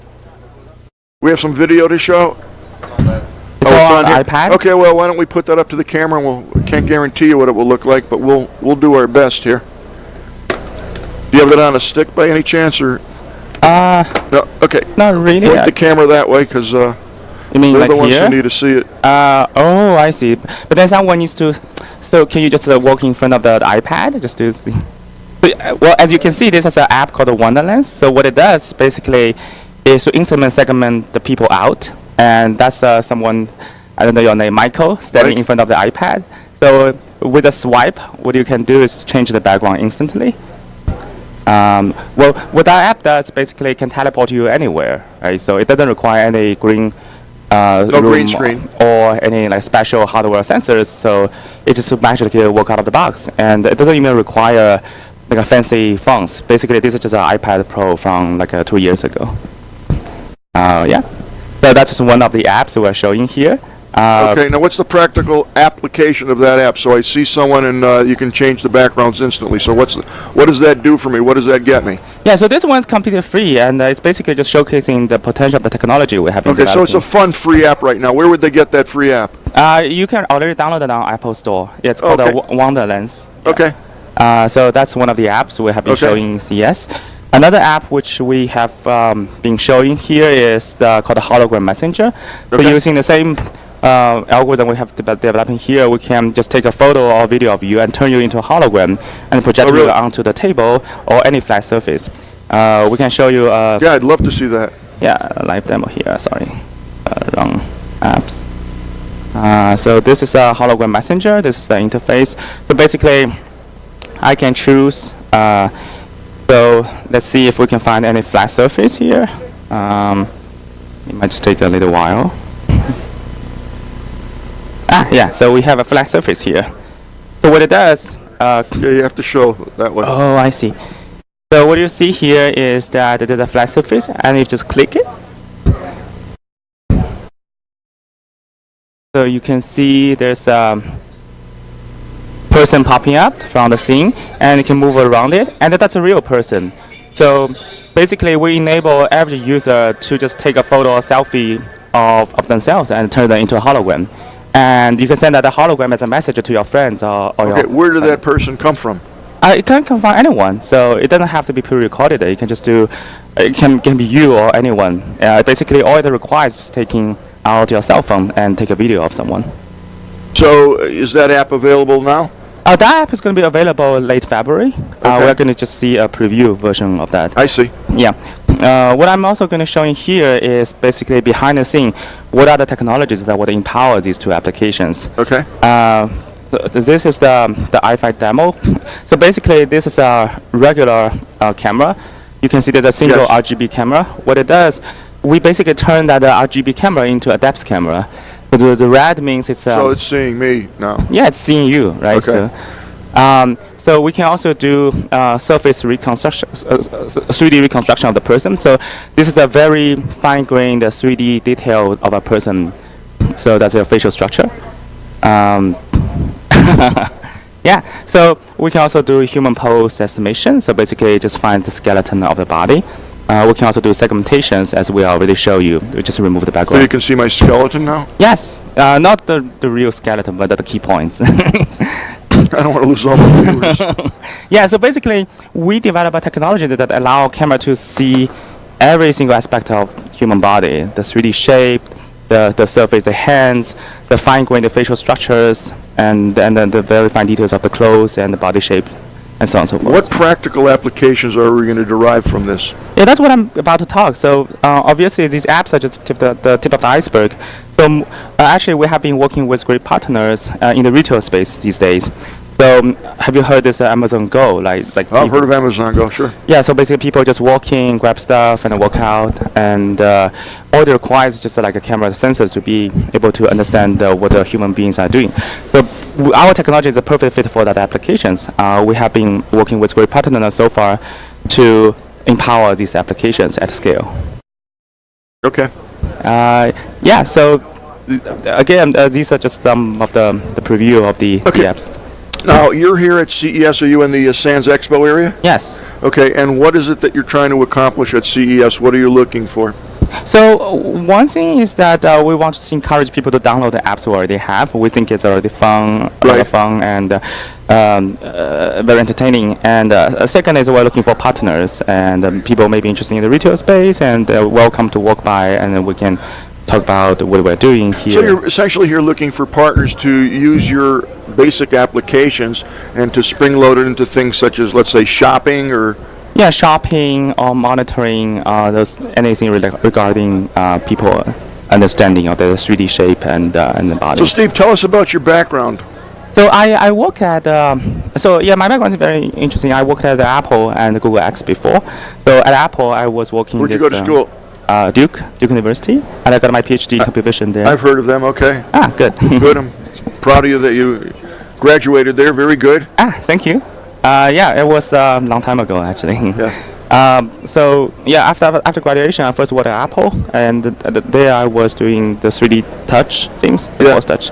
And afterwards, I went to Google X, Okay. one of the early members of the Google Glass team. So I work on this. Now, whatever happened to the Google Glass? That's We want to talk about that a little bit or no?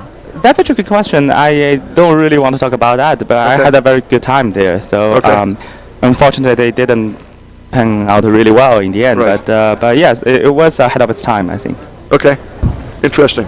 So now you have this pretty interesting software logarithm, and now you're trying to find useful applications to get this virtual reality to be practical, to use it for some, good functionality, if you will. Yes, yes. But actually, to be honest, we already found a lot of interesting applications in different areas. The things we're going to focus on right now is just the smart retail space. But basically, we believe there's a huge market, and we are way ahead of the curve. Our technologies can enable basically average stores to be able to make it fully conscious about what's going on inside the store. So essentially, I could take my my smartphone or whatever, my tablet, and go on it and actually have a physical shopping experience, walking through a store, if you will, and actually looking at the product close up or whatever, and then being able to purchase it. So it's all, if you will, in real time and augmented reality, enhanced, if you will. Yeah, exactly. So you can understand which item you are grabbing, whether you are how you interact with the shelves, whether you're exchanging items between people, and when you walk out, the system basically just does the checkout automatically for you. So essentially, what we're here for, what you're looking for, is a company to come in and take their idea and your idea and kind of marry the two together. Very interesting. Yeah, thank you so much. And, Very interesting. Yeah, we're very excited about this area as well. Yeah. Great. Thank you so much for coming on. I appreciate it. I wish you the best of luck, and keep us informed. Let the Gadget Professor know how things are progressing, and if you want to come back on the show sometime, just you have my contact information. We'd love to have you back, and we're going to monitor your progress. Now, once again, for those people who want to get those free apps that you have, and they're a heck of a lot of fun, they look really great. Can you tell us where they would go to get those? Yes, for Wonderlands, just go to Apple Store. You can just download it. It works on iPhone 6, 7, and 8, and iPhone 10 as well. For Hello Messenger, just sign up for the sign page. It's going to be released late February. Okay. Yeah. Great. Thank you. Thank you very much, Steve. Thank you. Oh, just one more Sure, thing. please, So please. we are also going to, so the technology demo you see, we're going to release SDK for third-party developers to develop their own apps as well. Oh, okay. Yeah, so basically, we basically So it's somewhat of an open platform then. Yeah, exactly. So, again, these apps are free. The SDK is also free. So Great. we want to empower average people to be able to utilize the cutting-edge technologies to do something truly amazing in this space. I like it, and actually, I may download the app, and on a future Gadget Professor show, you maybe see me behind some kind of crazy background. Yeah, talking that's to a perfect someone else. applications, right? Huh? Is that a good one? Yes, All right. totally. All right, so if I have trouble, I'm going to call the doctor, and you're going to help me out? Sure, I would love to, yeah. Great. All right. Okay, well, thank you so much again. All right, thank you. Have a great show, You and too. leave your headset there. Mike, you want to queue up the next run there? And we're going to queue up a next interview, and we're waiting for our next live interview. But here you'll see Todd Cochran on an interview that he did actually late yesterday afternoon. And I'm Don Bain, and I will be back in just a minute. Todd Cochran here, Geek News Central, part of our CES 2018 coverage, and we're at Cano. We're going to talk about some new kits they have. We're here with Bruno, and we're at Cano. We're going to talk about their new camera kit. So you guys have been busy, got some more money. Certainly do. Still, it's fantastic. So what's cooking here at CES? So what we're unveiling this year at CES is one of our brand new kits. It's called the Cano Camera Kit. It's one of the first codable digital cameras for kids. It allows you to make your own Instagram filters, allows you to control the camera with sound, with light, with data from the internet. It's a really kind of open product that is really the world's your oyster with this kit. I can walk you through some of the challenges if that's Yeah, let's see what you've got. So this, for example, is a quick challenge. We use an interface called Cano Code to program the camera. That's our free online software to program all of our kits. And this takes you through a step-by-step challenge to build apps. This one here is a camera that then will react to clapping noises. And so we're going to use the microphone with this kit. We're going to add it here as a part in our code. We're going to add the microphone in the camera as a part. And we're going to change some of the parameters on these blocks to start to code the app and build up this experience. So here we take the blocks from the microphone. These are code blocks that you can use to program the different individual parts of the kit. So we'll use the microphone part here, put this into the app block. And then we can also adjust the volume of the microphone to see at which point we want the camera to take a picture. So here we're going to add a command called camera take picture, which does exactly what it says on the tin. And here we've actually built the app already with these 3 simple bits of code. We clap really loudly, and every time we do, and it reaches over the threshold, which we actually need to turn down here a little bit because it's quite loud. That's good. Pretty noisy here at CES, yeah? So here we've only gone to 20, so every time we clap, it will take a new picture on the camera.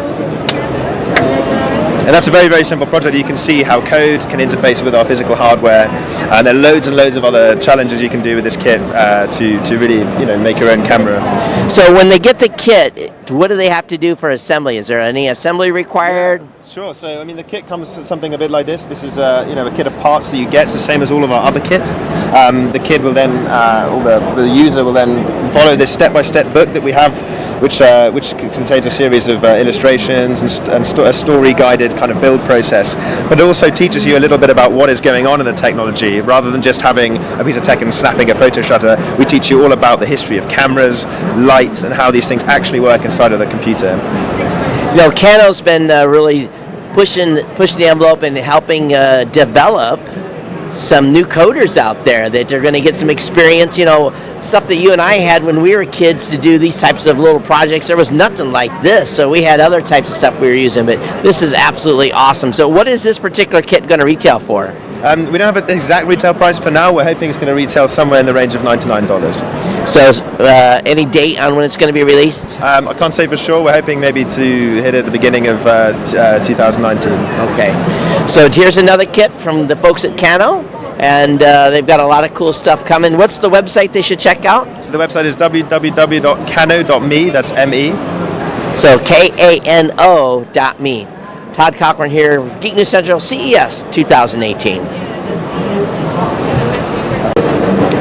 Todd Cochran here at CES 2018, part of Geek News Central coverage.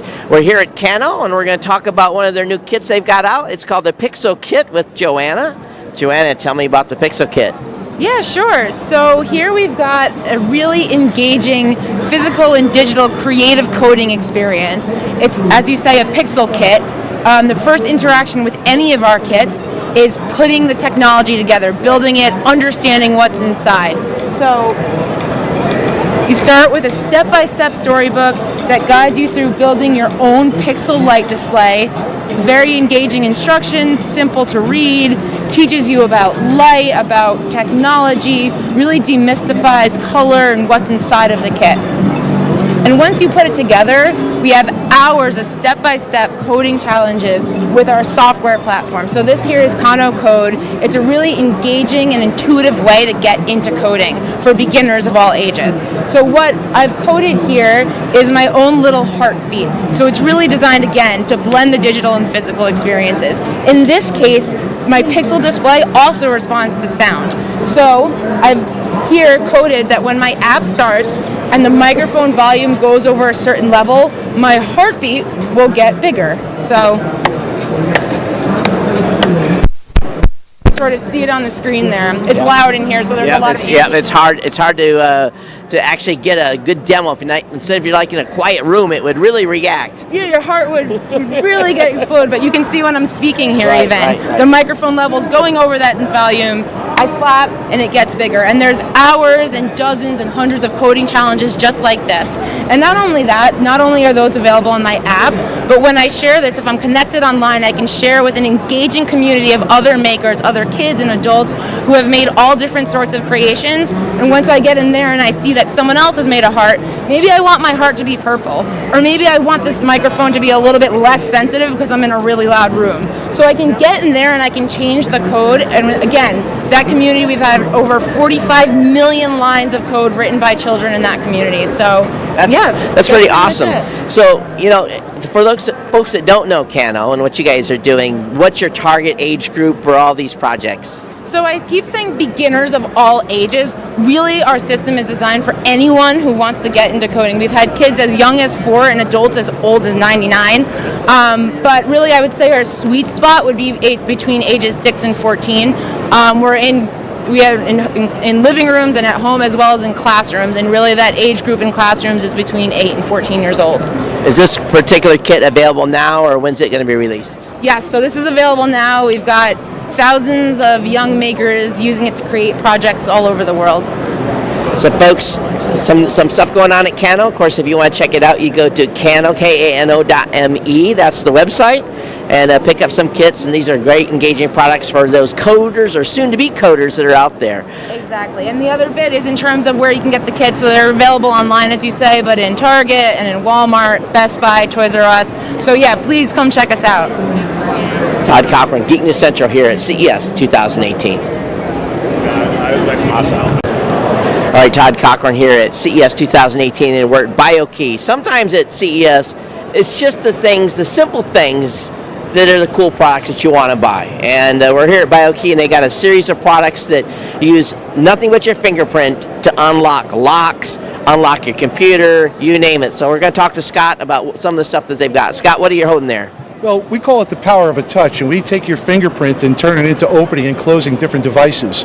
What I have here is a heavy-duty bicycle lock. Could be used for a scooter, could be used for a motorcycle, but it works with both Bluetooth technology in your smartphone or your fingerprint.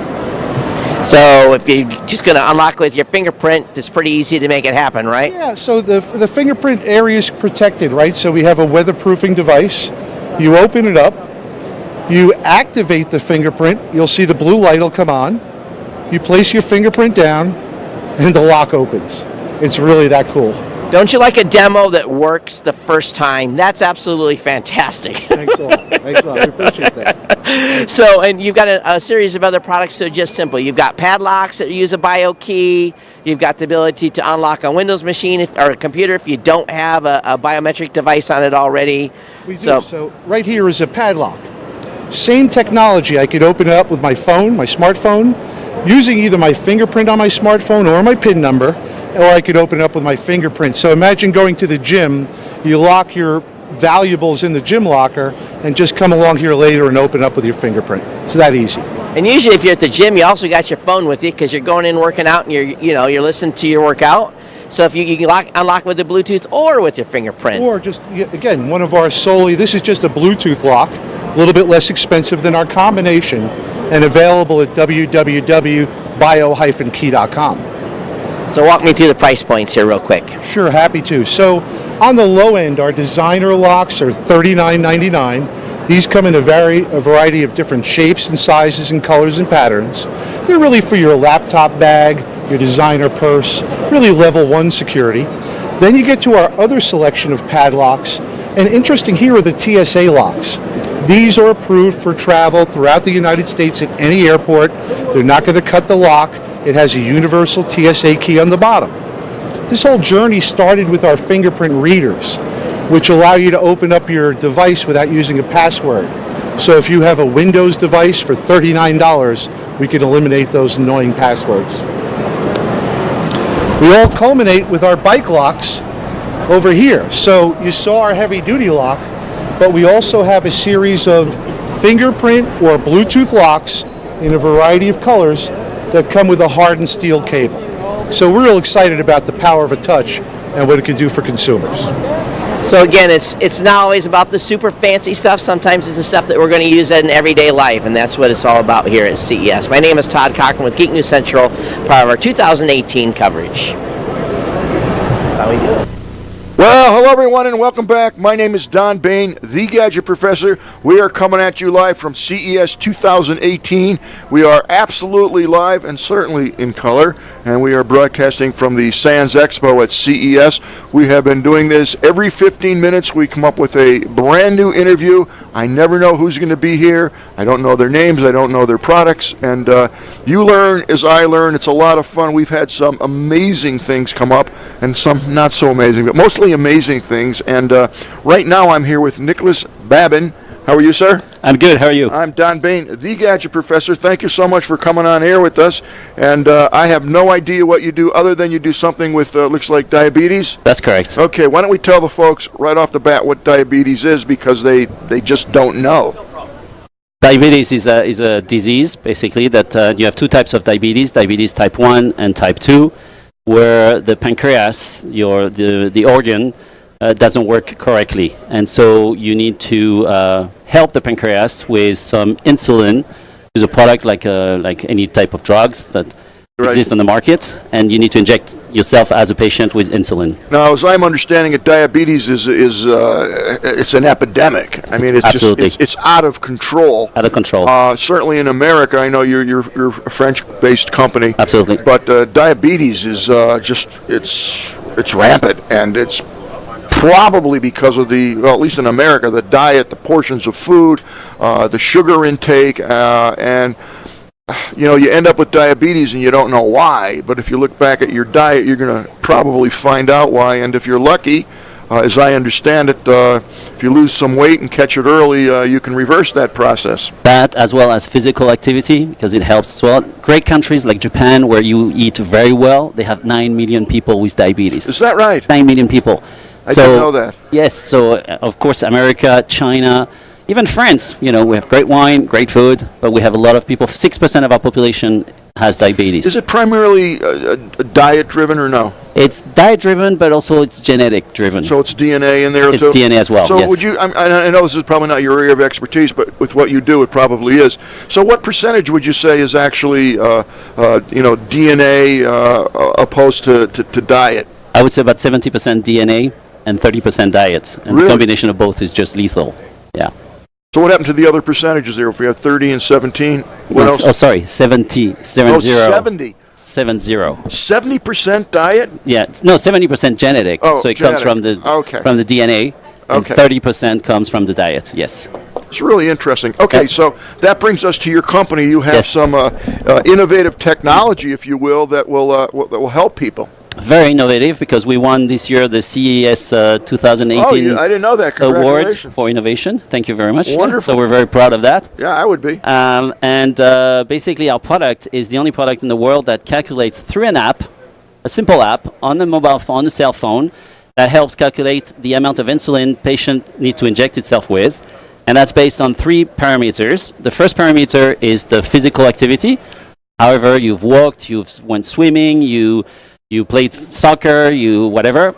The second one is the diet, so food intake, and we also have deals with large companies where we can scan with your cell phone all the code bars that you have behind the product, so at least you know exactly what you've eaten. I've eaten carrots today, I've eaten fish, whatever. Automatically you get the glycemia level. And the third one is the glycemia through the tools that exist in the market, and we just announced yesterday a partnership with iHealth, the Californian company, where you prick yourself, you get a little bit of blood, the glucometer calculates the level of glycemia, and then with Bluetooth sends the information to our app. So with these 3 components, we calculate the exact level of insulin, which based on the doctor's protocol, and it's in anticipation as well.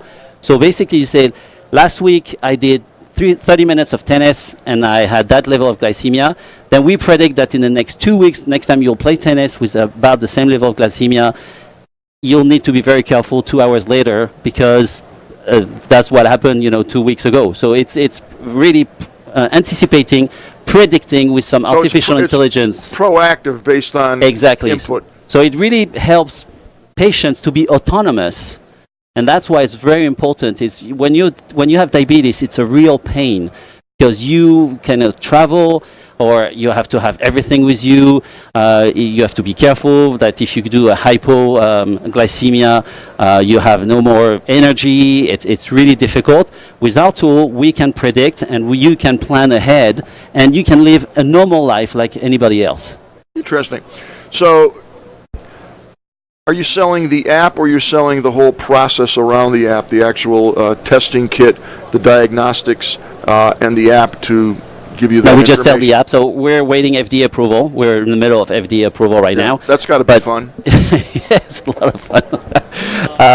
But basically, it's 100% the app, and we partner with companies that are much better than us in terms of Right. That calculating makes sense. the You do what you glycemia. do good, and you let the other Exactly. people do what they're bad at. Do that. Yep, absolutely. So, I would subscribe to the app. I would buy the app. How does that work? You subscribe to the app.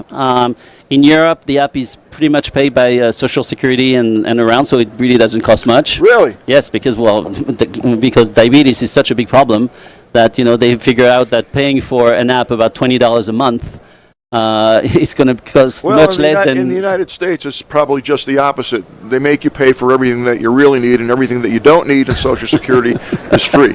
But that's I used to Social live in the Security. U.S. and I totally agree with what you're saying. You do? So, yeah, absolutely. Oh, good. I'm glad, because that's the way I'm feeling about it. I I know mean, you're absolutely right. it's some of the things they don't pay for just boggle my mind. Absolutely. It just So- makes no sense sometimes. You just No. wonder. No, anyway, I mean yeah. it's beyond stupidity. But I can do a whole day on that. Never Yeah, me mind. too. Yeah, I mean it's insane. So do you have any sense of whether Social Security would pay for this? Or In you're the not U.S., at I have that no point? idea. No idea. Well, Right no now, one else does either. But well, in Europe, yes, definitely. In the U.S., I have no idea because we're just starting the clinical trial. so if we use that model of $20 a month, even if I were to pay for it out of my pocket, and you know, if I did have type 2 diabetes, Type 2 or type 1. We do both.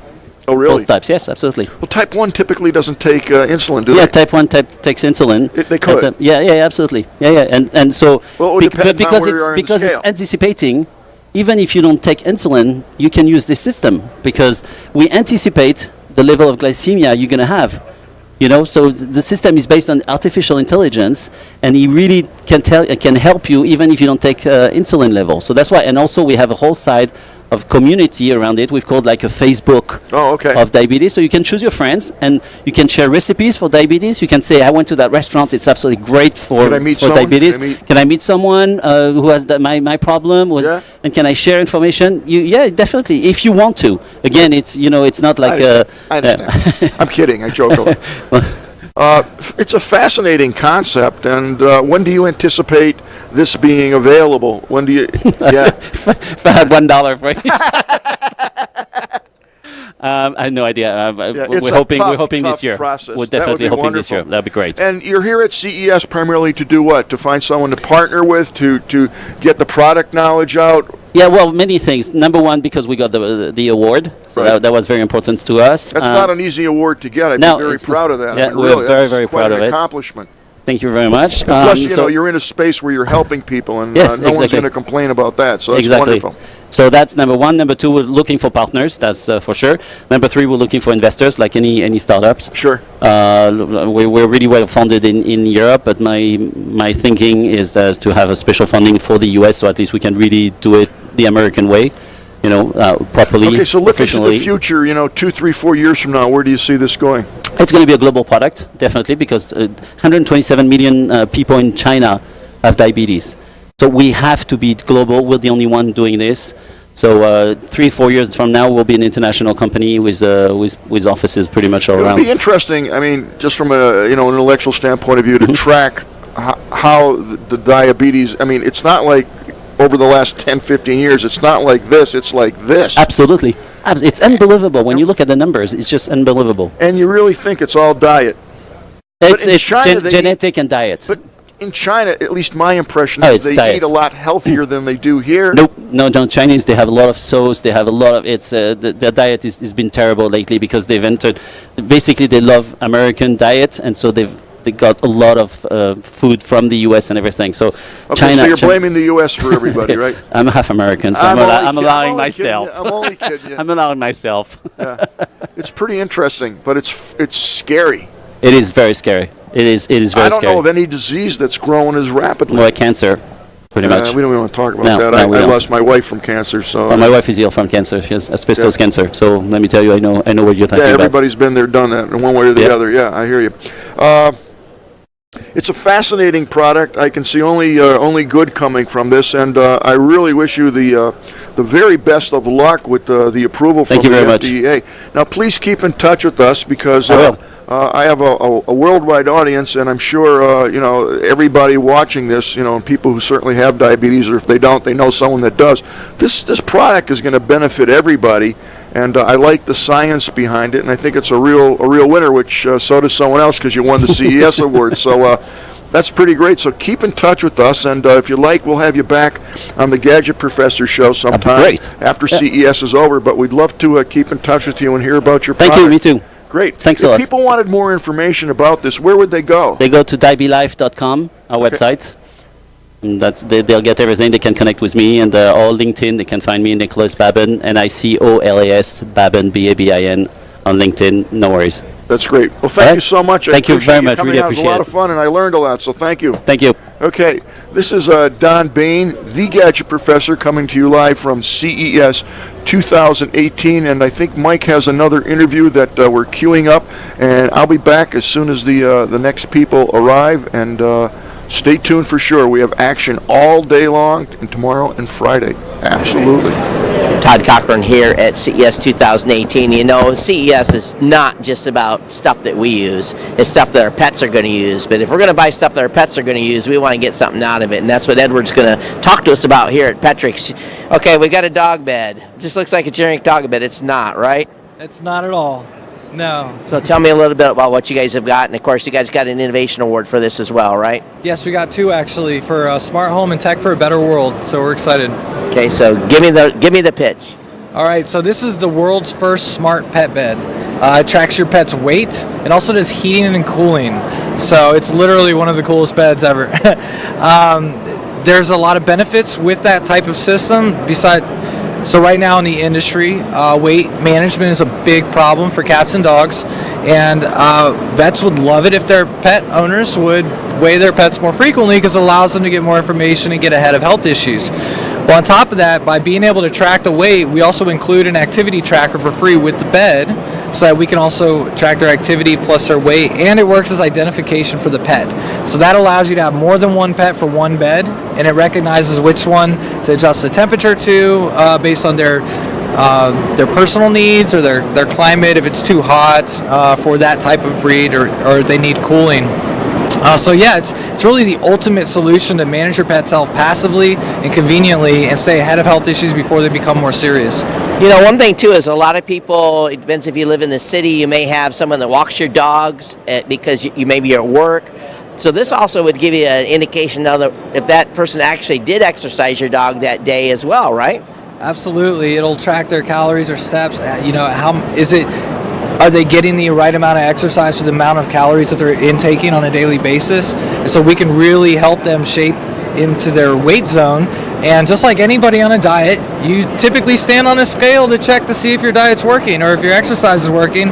So why don't we do that for pets? So for the homeowner who's got a pet that stays home all day, you don't have the fancy dog walker or anything. So when you look at this activity level of your dog and then compare that up to the weight, so do you recommend then food amounts or food quantities as well? Yeah, so we can assist with kind of dialing in and figuring out, okay, based on your pet's specific needs, their breed, life stage, their current lifestyle, activity levels, current weight, we're able to assist with that direction. Now, we'd always recommend, still talk to your vets and confirm, but really we want this to be a tool to help everybody. And if you see your dog losing weight, then it might be an indication, maybe we need to get him in and get him checked out, or maybe I need to feed him more, one or the other, right? Or if you want to say, Alexa, have I walked my dog enough today, or has my dog got enough activity, or okay Google, when would be a good time to walk my dog today? Things like that are really important just to help us passively and conveniently track our pets' health so that at the end of the day you spend less time managing your pets and more time loving them. So when we were talking earlier, you said that the activity tracker then basically once they come back to the bed, that's when it gets to sync up with the home automation system, right?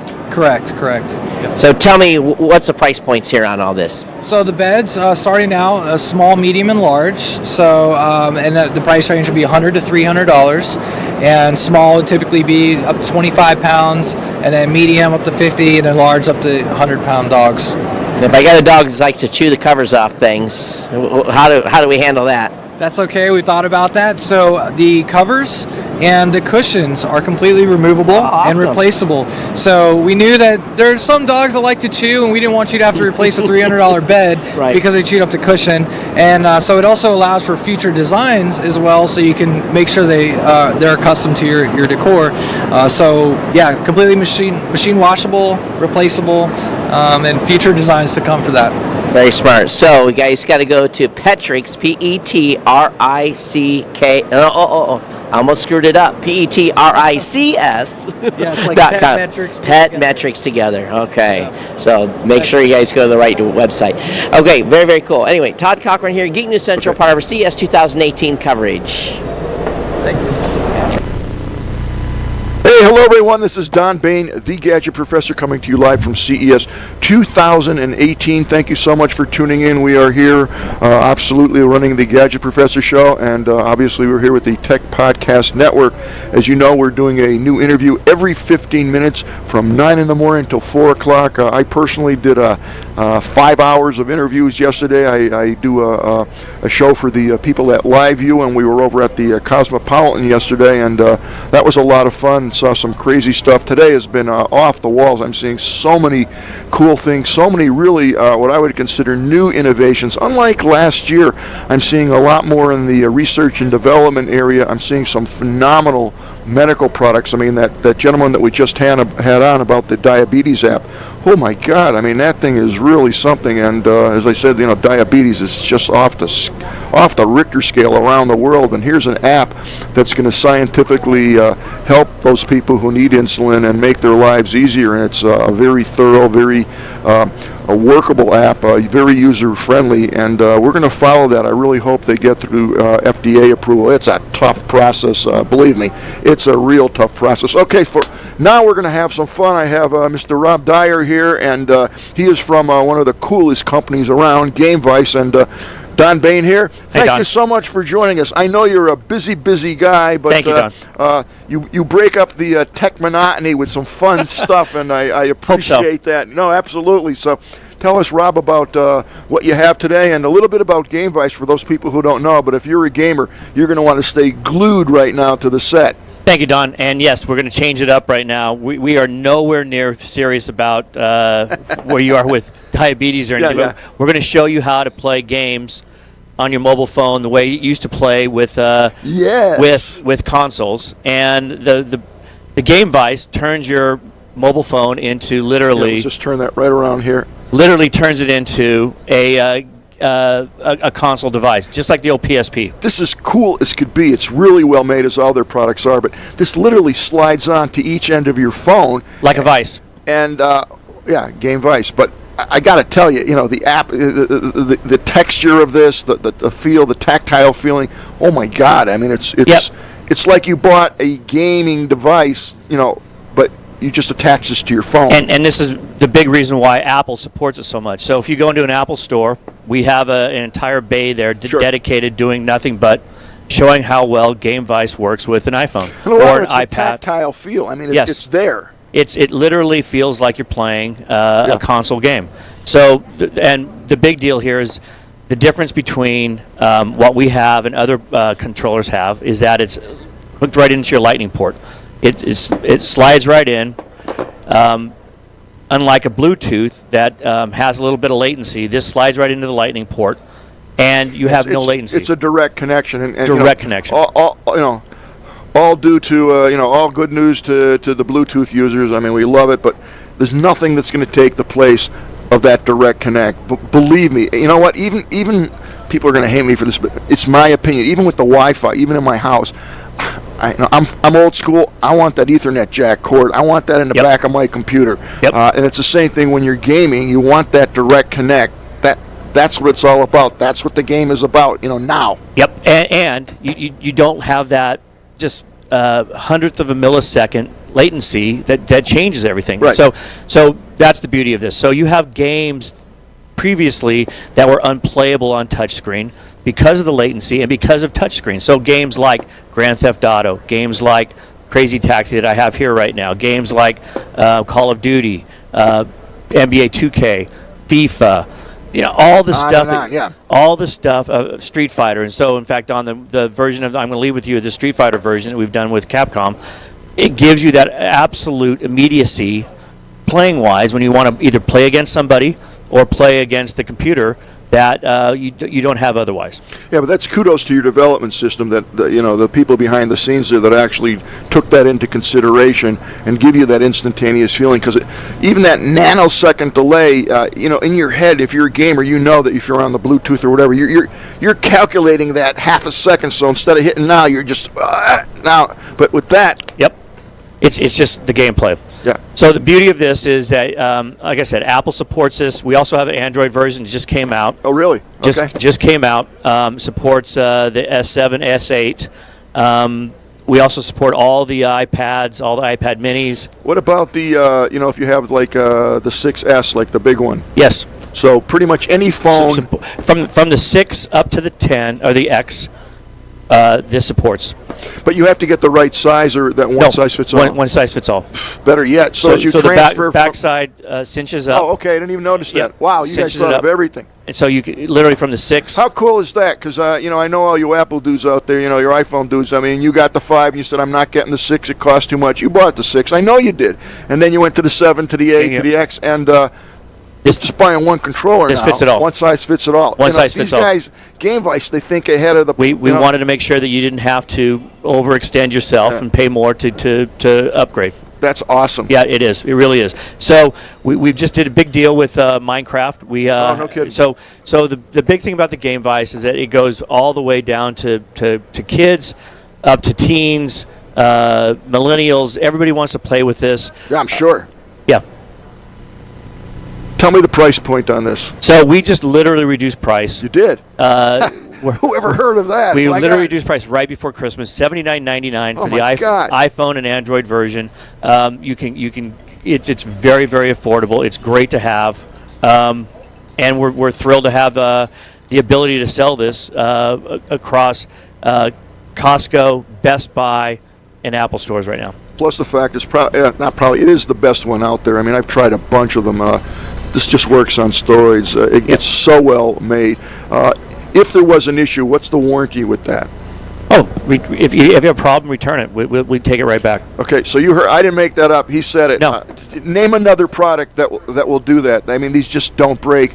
That's because they're so well made, and that's so important. But well worth the money at $79. I mean, it's literally a no-brainer. These make phenomenal gifts for kids. They'll love you for the rest of your life if you get one of these. No, and we have go to GameVice Live, the app, download it. We have over 1,000 games that applicable with GameVice, and it just literally turns your phone into a console. What else would they see if they visited the website? You'd see all the games that are that are compatible with this, and you can download those directly from there. Absolutely. Okay, so if you have one of these devices or are thinking about getting one of these devices, how convenient is that? You don't have to go looking for a specific game. You go right to their website.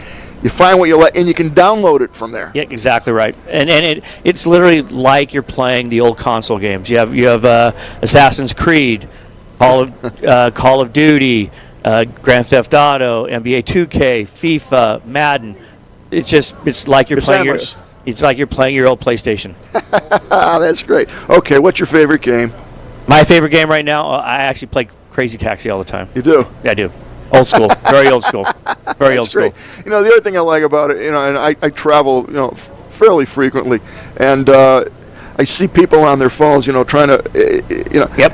You get one of these, man. You don't care if the plane's late. Really, it just gives you something to do even on the plane. It's pretty good. Exactly right.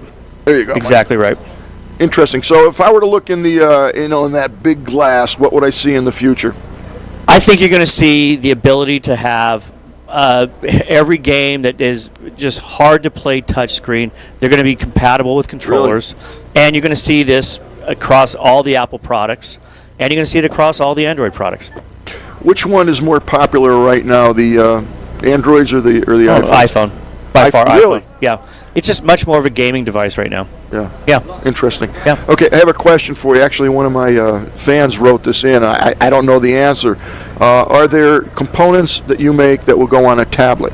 I just don't know the answer. No, the answer is yes. We absolutely have game devices that work on your tab. So all the iPad minis, all the iPads. In fact, we go all the way to a Mac Air. And you can we have, so go to your Apple Store. I just didn't know the answer, so go to your Apple Store. You have everything right there in front of you. You can buy them. Vice is on right there, and you can play just like you're playing on your Xbox or your PS4. I love my tablet, and I got to tell you, I don't have one for the tablet, but just a bigger surface. I think it's. We've done that. It's right there. Apple stores have them right now. That's great, and you get the same quality and the same build, so that's all good. Or come to GameVice.com. We sell them right there. Awesome. What else can you tell us, Rob? Anything I didn't ask? Don, that's all good. I grilled you. We're good, man. thank you so much for Have a coming great in. show, Don. I really appreciate it. Thank you. You're welcome again. And I'd like to invite you back anytime you want on the Gadget Thank Professor you. Show. Once the smoke clears out of CES, we'll bring you on, and we'll do some game I'd love to. right on the show, live. And if you're open to this, next month we're going to actually start taking in questions, live questions from the audience on our podcast. Would you be willing to do that? Happy to do it with you, Don. Yeah? Always. Okay, you heard him say that, because I'm definitely Always. going to hold you to that. Thank you, sir. Okay, that would be a blast. Thanks Pleasure. again. Thanks, Don. Have a great show. My pleasure. Appreciate My it. pleasure. This is Don Bain, the Gadget Professor. Mike, we have the next interview here. We do. Okay, got to leave your headset. That's the only thing I need. Oh, that's very kind of you. Want to just give that to Mike? Thank you so much. And I'm definitely going to take you up on the Q&A on online live. That'll be a lot of fun. Well, you know what we'll do? We'll get some. We'll set one of these up, and we'll play some games, and we'll have Rob, monitor with us and taking your calls. It'll be a lot of fun. That's great. Thank you so much. Thank you, sir. You have my card? Yes. Okay. All right. We're not going to take a break. We're actually going to go directly to the next interview. Come on down. Yeah, you. Yeah. No one else here. How you doing? Anthony, just put your headset on there. And I guess you gave a card to Mike? Yeah, I did. Okay, and you're with what company? I'm with a company called Monkey Bidouille. We are a French company. You're a what? A French company. Okay, that's good. Yeah. That's good. We've had a lot of French companies here. Right. All right, we got our keys working here. Mm-hmm. That's me, and there we go. See, you got yourself in lower thirds. Magic and TV. Yeah. So tell us what you do. Okay, so we are making a PC case, so a desktop computer case, because we feel like the only options right now are plastic boxes or flashy LEDs with gaming rigs. So we made a case with wood and aluminum, so we are using noble materials. It's all handmade and made in France. So you're making a case for computers? Yes, exactly. Okay, what kind of form factor is that going to look like? So this is a horizontal form factor. You can see it here. And you can put basically any kind of components in there. So micro ATX motherboard, latest generation GPUs, full-size desktop GPUs. So you can just make a gaming rig or editing rig, anything. What kind of varieties of cases are there? So the idea was providing, of course, plain wood, oil wood, but there's also the possibility to customize it. Oh, really? So yeah, so just like a skateboard, we actually are using the same techniques as skateboards to bend the wood. So yeah, you can screen print it, and it's fully What would you do? customizable. Go on your website and create the case? That's not an option available now, but that's something we can do. We are just starting, so we are at CES and showcasing the product for the first time. We started a Kickstarter campaign just yesterday, and we will be producing a You started it just yesterday and you're at CES? Yes, exactly. So this is a lot of work. We're only 2 people. I made this with my best friend. We've known each other for 12 years. That's all? In high school. So yeah. For 12 years, so what? You've known you're 18, 19? Yeah, this was high school. So Okay. it's really a friend story. A lot of work has been put into this. This is really our baby. We're rocking also. Let's hold up a picture because they're kind of blind. They can't see, but yeah, this is very unique. That's kind of what it looking like. Yeah, you can check the prototype at our booth in CS. Okay, and if they wanted more information, they would go to your website. Yeah, exactly. Let's see here. Let's put up. Yep. I have to say something about the word bidouille. This is. Please do, because this is of course French word, and this basically means tinkering or do it yourself. Ah. So yeah. Okay. All right. Well, that's quite interesting. Give me a feel for what this is going to cost, because I have no idea. Yeah, this is so. Like I said, this is handmade, and we are starting with a very limited number of units. Yeah, I would imagine so. Yeah, exactly. So it's only 50 units on the Kickstarter, and the early bird price is €550. Okay. So it will be a little more after that, but we want to give the opportunity to. But just there's join no the way that story. you have to get some economy to scales if this kicks off. And I mean they are kind of cool looking and things like that. But you get 200 orders. Yeah. Of course. Who are you making these yourself? Yeah, so basically we have partners in France for the aluminum pieces, for the wood also, but we cut the wood. We have our own tools and workshop to bend the wood, so we are making it. So yeah, the idea, of course, is mass production for long term, but we're just starting. This is really to start for us. That's great. Excellent. Well, thank you so much for coming on. Thank It's you. Very Thank you very interesting. much. Yeah, I it wish was you nice the best talking of to you. luck, and Yeah. let me Thank know you. when you hit it big time. Remember the Yeah. Gadget Professor. Yeah, check the website. And We'll do that. Yeah, all right. Leave your headsets. Thank you very much. You are very, very welcome. Yeah. Okay, there you go. Mike, we have the next interview here? No. Okay, can we run one of the ones that we have in the can, so to speak? And we're going to be changing over in a minute or two, I believe. If not, we'll keep going. And you can watch all the action here all the time at techpodcast.net. And here we go with Todd with another interview. Todd Cochran here at CES 2018. I'm with Arthur, and we're going to talk about a magic toothbrush that's actually an artificial intelligence or augmented reality toothbrush by Colbury. So talk to me about this. Yeah, so this is the first connected toothbrush that uses augmented reality to gamify toothbrushing. It's made specifically for the kids, and it uses computer vision to detect the position and move the toothbrush position and movement in real time in the mouth. And this way we can interact with Magic Mirror, an augmented reality mobile game that will enable kids to learn good brushing habits. Okay, so let me show you. In Magic Mirror, the kids have to defeat an evil monster that wants to spread cavities around the world, and to do so, they have to travel to 15 imaginary worlds and collect augmented reality masks that give them superpowers. Okay, let me start the game. So the game is really easy to understand. Monsters appear in the mouth, sorry for the mic, and the kids have to brush where they appear to kill them. So as you can see here, the toothbrush position is estimated in real time in the mouth. Yeah, let me go in front. Here I am.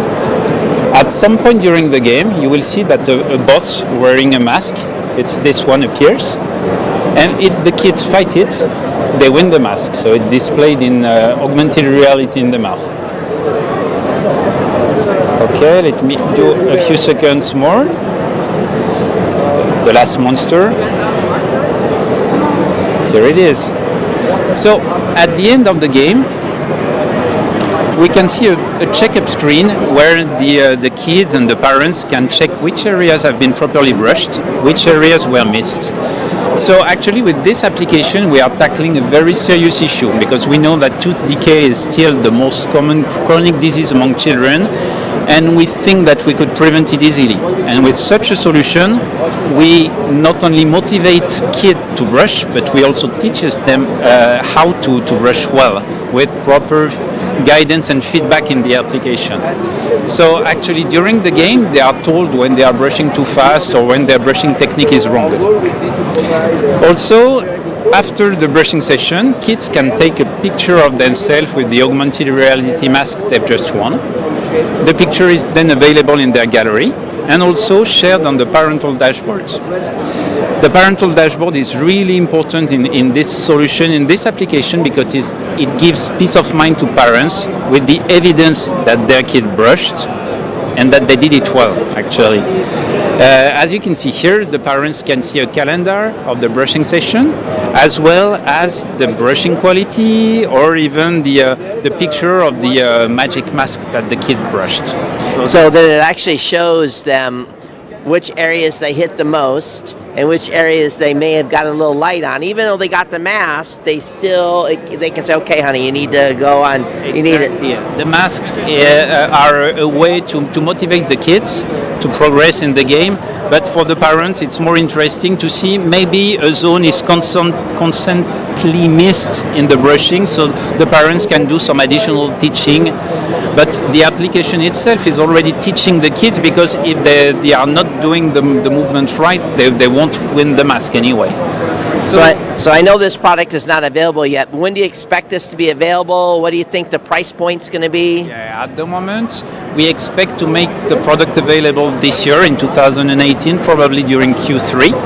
And we will make it the most affordable connected toothbrush technology on the market. So probably below $30 the toothbrush. Oh, that's pretty inexpensive then. Actually, it's reasonable. All right. We are also, well, this one is the first one to integrate the technology, but we are working with partners to make it available in a whole range of toothbrushes. So this way we can have a massive impact on the kids' dental health by having this product hugely scalable.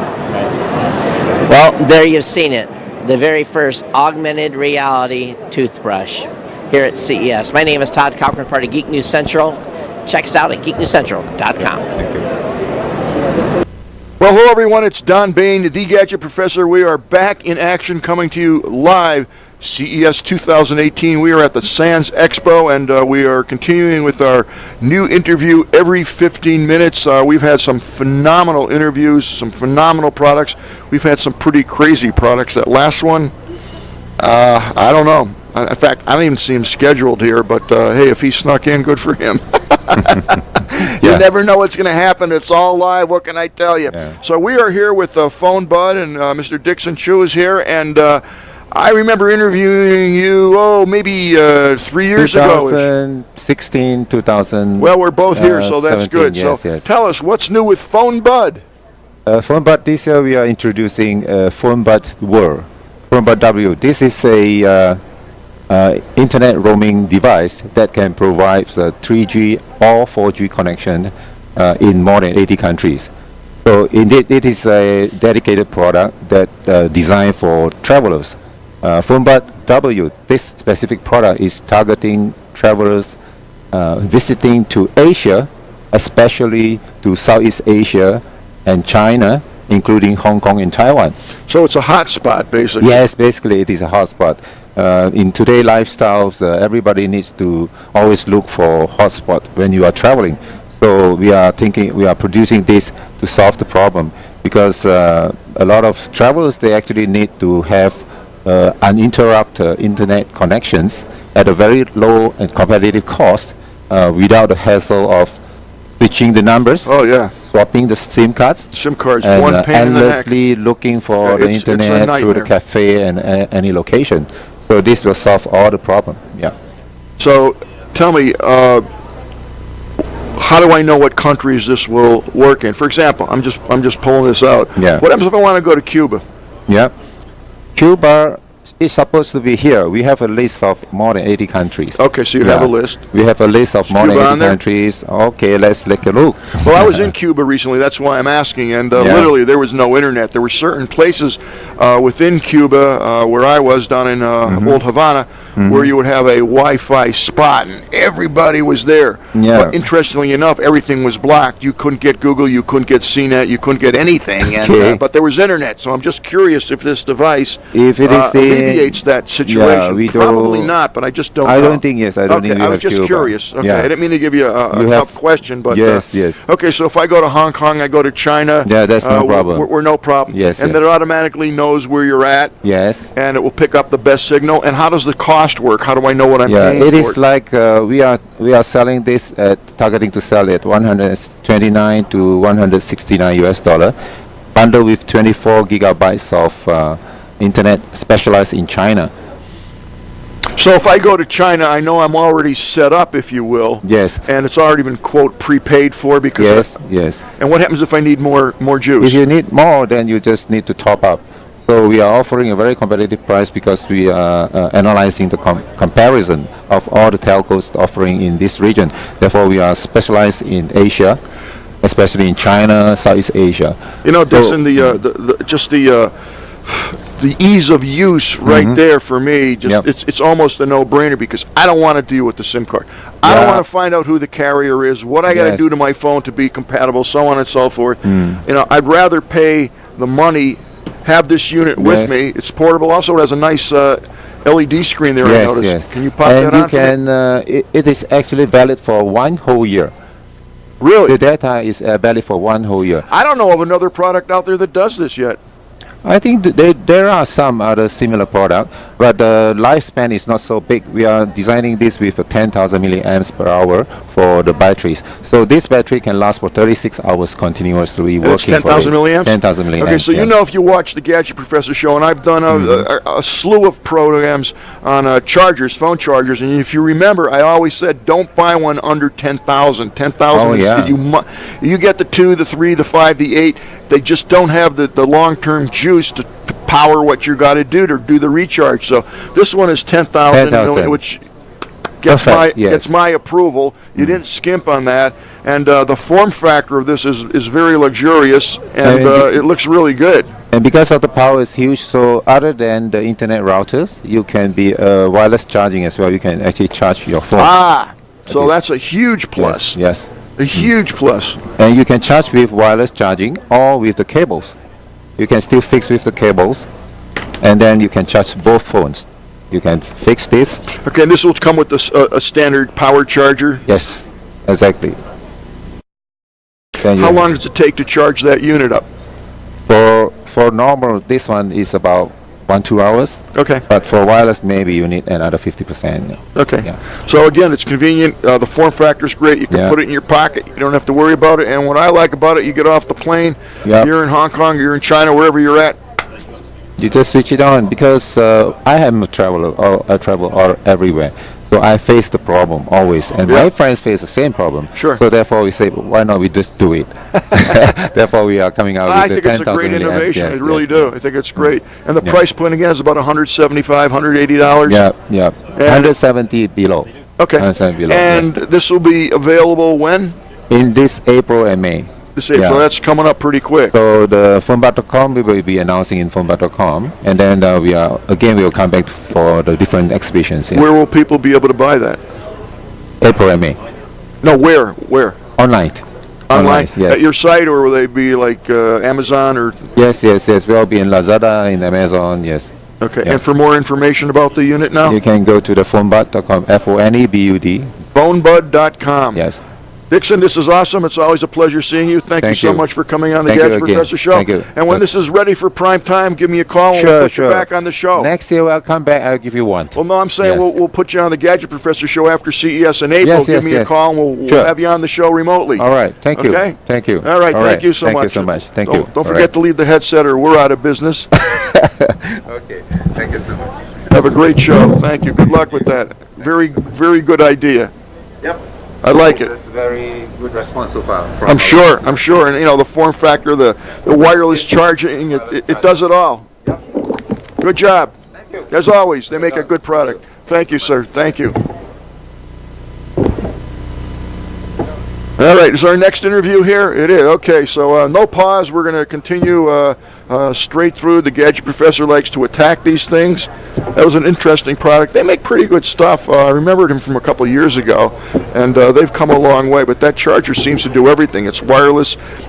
You can also have the plug-in and 10,000 milliamps. That's what you want in a charger. I'll tell you, you're traveling. The last thing you want to hassle with is internet. So if you're going to Asia, that's probably one of the units at least you'll want to look at to see if it's something that you can use. And the price point's excellent on it. So okay, let's see. Our next person's has arrived, and I cannot hear. We need some business cards. Yes. There you go.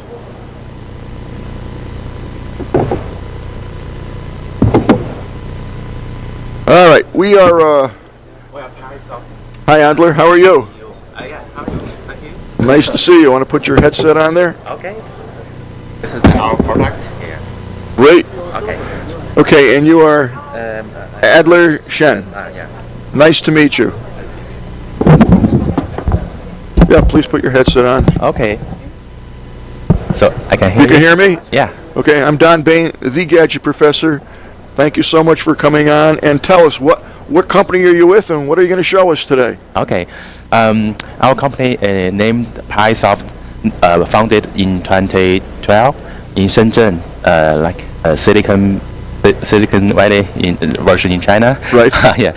So we are core tech-driven technology companies, we support like panoramic stitching algorithm with artificial intelligence software. It's a very, very, very hot product these days, artificial you. intelligence and Thank you. panoramic cameras. Yes.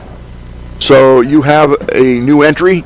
Yeah. Why don't you tell us a little bit about it? Oh, this product name, the Pilot, just use one word with our PySoft. It's the Pilot. Pilot means we have leading the benchmark for this panoramic field. We have 8K stitching technologies, and also This is 8K? Yeah, 8K not for real time, but we can stitching inside within the machine, and also we can have a 6K live streaming for broadcast, and we also have 4G module to. Okay, wait a minute now. Yeah. Slow down, because you get me excited, so I got to go slow. Okay. So you're telling me this device doesn't exist. This is a prototype right now. Yeah, it's prototype. Okay. Yeah. Okay. I so will try you have this to one. put that towards the camera so they can see. It's okay if I hold it? Okay. Yeah. So there's the screen. You can see there's 4 cameras, 1, 2, 3, and 4. So that's how you get the panoramic. Yeah. And I will give this back to you right now, Adler, and you can take it from there. Okay. And we have another one. This one may be low battery. Okay. We'll try to use it. Okay. Go ahead. He was telling you something. Yeah. Oh, we got the charger here. So we got. Yeah, we have charger. He does a lot of shows, so that I will recommend the details. William, our CPO, will discuss about the details for this panel. Yeah. Okay. Okay. Let's do that. Yeah. So William, William's going to come on and tell us all about the camera. Now, Okay. do you have one of these that are these on sale yet? Can you buy these? By the first is mid-April, second quarter this year. So they're not out yet. Yeah. And you have no products out yet. We not mass production, not yet. It's so- only prototype. Okay. So in April we'll have the first. Yeah, April mid. And you're telling me it's going to be 8K? 8K for stitching inside. The stitching ratio, the time ratio is 1.2 aroundly. And this will stream? No, you can share with 8K videos through Facebook, YouTube, some platform. Okay. Okay. Yeah. All right, let's. Welcome to William. Yeah. William, welcome. Hello. William, how are you today? A little bit tired. A little bit tired? I'm a lot of bit tired, but that's okay. 3 a.m. this morning. Really? Yeah. When did you get in? 7. Okay, put your headset on. Okay. So you just got in last night? No. 2 nights ago. Yeah, 2 days ago. Before the show, it's every night. It's 2 or 3 a.m. In the morning.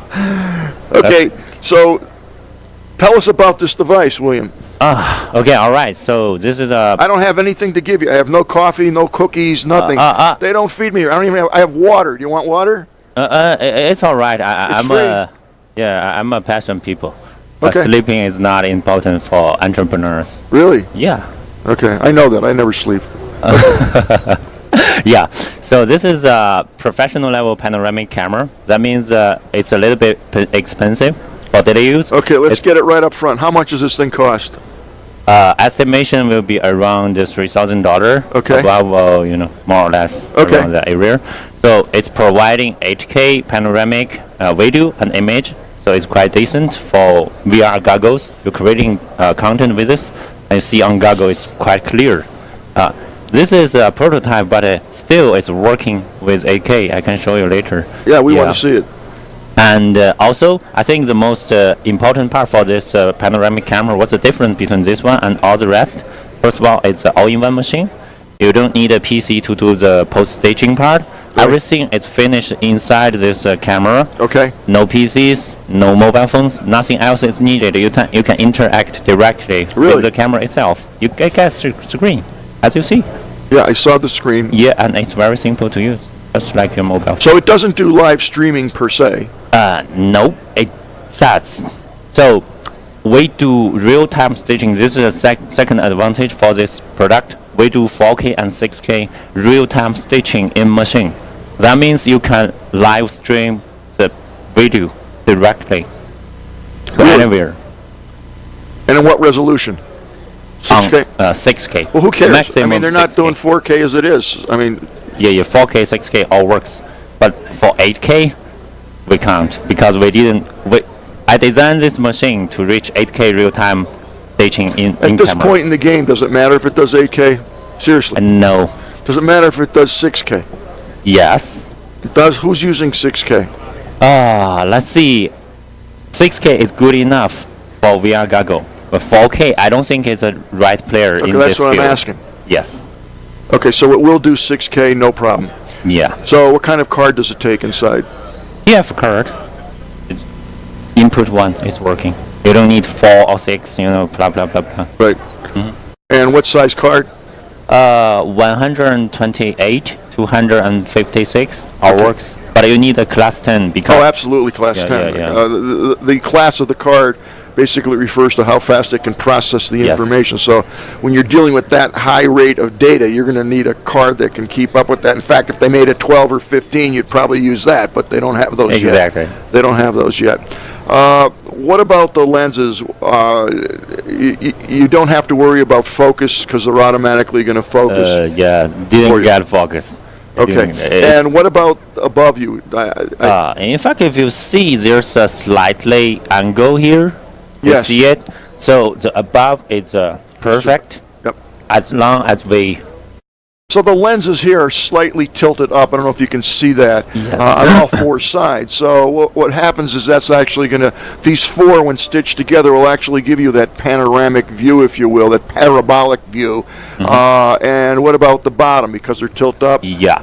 The top is better, but the bottom, as we see, it's not worse. As bad as we think. We think it will be bad, but it turns out to be good as well. Yeah, well, I can Wow, get that's that. I think the brain, when they're actually processing, when your brain actually processes the signal, it fills in the bits that you think should be there.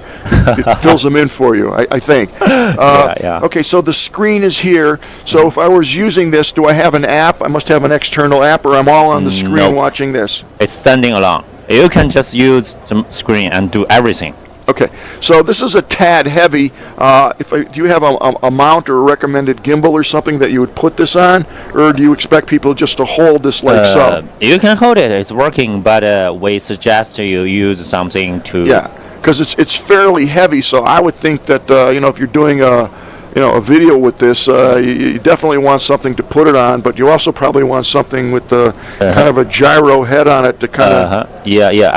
maybe something that can rebalance the camera to some kind of reduce the gyro. shaking. Yeah, do you agree with that? Yeah. Because it is fairly heavy. But then again, it's doing a lot of super processing. Yes, and to be honest... Well, you got to be honest. This is the Gadget Professor show. Professional level panoramic camera. This is the lightest and smallest ever in the world, can provide 8K video. So it's already so small. You didn't see those machines. Do I have any video to show? What do you mean? What do I mean? I mean, do I have any output of this to put up to show the people now? Do we have any samples to see the video, the end product, the result? Do you have a charger? You did send it? Yeah. We got a sample, but I don't have it, so I don't know. Yeah. But if we can charge that, I think it's okay. It's okay. Here, yeah. It's okay. I don't know. Mike's not here. Mike, can you run a video for us? Again, folks, this is live, so I don't even know what's breaking down, but they have a sample video. Can you pop that in? Is that possible? If you can, you can. Okay, can't do that. Okay, it's on the wrong size format card. So what I'd like to do, William, is I'd like to invite you back. I don't invite a lot of people. Yes. But I'd like to invite you back to come on the Gadget Professor show after CES. Really? Yes, and let's take a look at some samples and take a look at this for a half hour, 45 minutes, just on this camera because I think it's pretty exciting. Yeah, sure. You do that? Of course. When are you going back? By 17th or 18th, we'll go back to China. When is that? What date? 17th. Oh, the 17th. Okay, so yeah. In a couple of weeks, you'll leave me your contact information, or someone will contact me, and you guys have Skype in China. Skype works. Or WeChat, whatever you want. Okay, so you guys got internet and all that stuff? Sure. There's internet in China. Yeah. Okay. So we'll hook up and we'll bring you into the studio in Phoenix, Arizona, and we'll take a look at that in depth. Because I think my fans would love to see that. I'd love to see it. Really? Yeah, Cool. I think it's great. It's great. I really like it. Oh. Okay? Perfect. All right, thank you. Thank you. It's a pleasure seeing you, and I can't wait to see that. Yes. I can't wait to see that. Is that what the new one is going to, is that what it's actually going to look like? Yes. Okay. Exactly. Look like this one. All right, you got to leave your headset. Okay. Because you won't get far without that. All right, thank you, William. That looks like one of the coolest products. I wish I had the demo footage. I just don't. But really cool. Thank you so much for coming in. We'll come back. Sure, you're invited all the time. You guys did a great job, and thank you for coming in. I wish you a lot of luck with that. I love it. It's a great concept. I can't wait to see the footage and play with. It's charging now. No battery. Here, bring it over. We're live, so again, folks, let's show the screen for the fans while they're watching this. We'll just hold it in front of the camera. Oh, you have to start. It's okay. All right, these guys got to go anyway. It's a cool product, trust me. We'll have them back on the Gadget Professor show when we could spend more time. Is our next interview here? They're on their way over. They're on their way over. Okay, well, I can ad-lib a little bit for that. Wow, what a crazy morning. You know what? I'll tell you something else. I have, let's see, 1, 2, 3, 4, 6, 7, 8, 9. I have 15 interviews this morning. Every single person has showed up. That's amazing. And one person snuck on. They didn't. It was prearranged. It was really an interesting product. It was a little heavy. But I got to tell you, the lenses, like I just said, the lenses were top shelf. This thing was really well built, probably overbuilt. I don't see how you can hold it. There was no grip on it. It was square. It was heavy. I could see doing a minute or two, but you're certainly not going to be using that for an interview and holding it. You absolutely are going to need some type of a balancing system to hold that because it's just too heavy. So you're going to need some kind of gyro or weight balancing system to ease the weight of that. But other than that, it looked great. You can't tell so much by the looks, but I'll tell you the lenses were nice. The build on it was a real solid football helmet, plastic type of thing. Looked really cool, so we'll see what happens in the upcoming months. And we're ready for our next interview. Come on down. How you doing? Yeah. Put your headset on there. And again, folks, I'm Don Bain, the Gadget Professor, coming at you live, CES 2018. We are doing a new interview every 15 minutes, pretty much non-stop. And your name, sir? I don't have your card. My name is Stefan. Stefan, how are you? Well, I'm fine. And you? I'm not great. exhausted. All those shows, 15 That's a minutes. lot of fun. It's a lot of fun. Okay. It keeps me awake. And we're going to pop up your name there. There we go. Stefan. I'm Don Bain, the Gadget Professor. What an honor. So you're having a good show? Yeah, absolutely. Okay, and your company? Yes, SMAPI. Smart Applications for Energy Efficiency. That's what I'm all about, energy efficiency. Yep. Tell us what you have. You have some cool products. Yeah, that's actually the SMAPI. You know, we've been honored by the Innovation Award for the Smart Energy That's not category. an easy thing to do, I'll tell you that. Okay, thanks. So what is it? It's an energy monitor. We think that people, didn't get the energy information they need to understand how they can save energy. The utility meter provides, a bill once a month with one or two numbers. But if you leave things on or you want to know which appliances are really the energy guzzlers, what they have to do, it doesn't tell you. So we thought we had to change this. And it's based on my experience of 25 years doing energy efficiency with industrial companies, commercial, industrial, and I said, well, we need to sub-meter. You need to meter your different appliances, but that would be too expensive in other homes. Putting meters everywhere. So we said we need to make something simple to install so that people can do it themselves. And this is like the Shazam trick. You know Shazam, the app? I'm sorry, I'm getting an important call here. Here we go. Okay. Sorry about that, folks. Go ahead, I'm sorry. Are we live? Yeah, I just had to respond to that message. Okay. So this is actually measuring the total energy that flows into your home. This kind of sensor, you put it around the wire. Imagine this is the wire that carries the energy. Okay, but that's going on the specific device, correct? No, That's going on to The between main- your meter, your main circuit breaker, So that where would the go on energy the flows. 4-aught cable. I mean, that would go Yep. into. That goes in there. Of course, we have bigger ones and Of course. smaller. Yeah. Okay, so that's coming into the main as it comes into the main panel. And this is measuring 4,000 times the current that flows into Okay, your so home. that's measuring that by inductive reactance. Exactly. Oh, you know. Oh, Huh? yeah. Huh? You're the professor. That's exactly. right. yeah. That's right. So it's measuring it 4,000 times a second, and we'll look at harmonics. Do you still follow? Yeah. Hey, you know the signatures I'm of an engineer fingerprints. by trade. Okay, sorry to Hey, underestimate I'm a you. gadget professor. I really Yeah, was. So yeah. go ahead. Yeah, I know all So, about this. so we hear, you know, each appliance has a specific way of starting when it starts, and Right, it's it has taking a fingerprint, as I a call it. fingerprint. Yeah. So we're collecting the fingerprints. Right. We're learning that, and with deep learning, artificial intelligence, we're categorizing that, and after a few days, SMAPI tells you, hey, I found your fridge. Actually, the way we've seen how it's consuming, it's costing you so much per year. It's using so much more energy than an average new fridge, so you could replace it and save so much. Or Okay, how am I going to get that information? Is that going to be a printout on my phone, a screen, data in here? How am I going to get that info? you get it in an app that really shows There's you an the app for that. electricity. Yeah, an electricity bill, where you get a detailed list of your appliances that it found.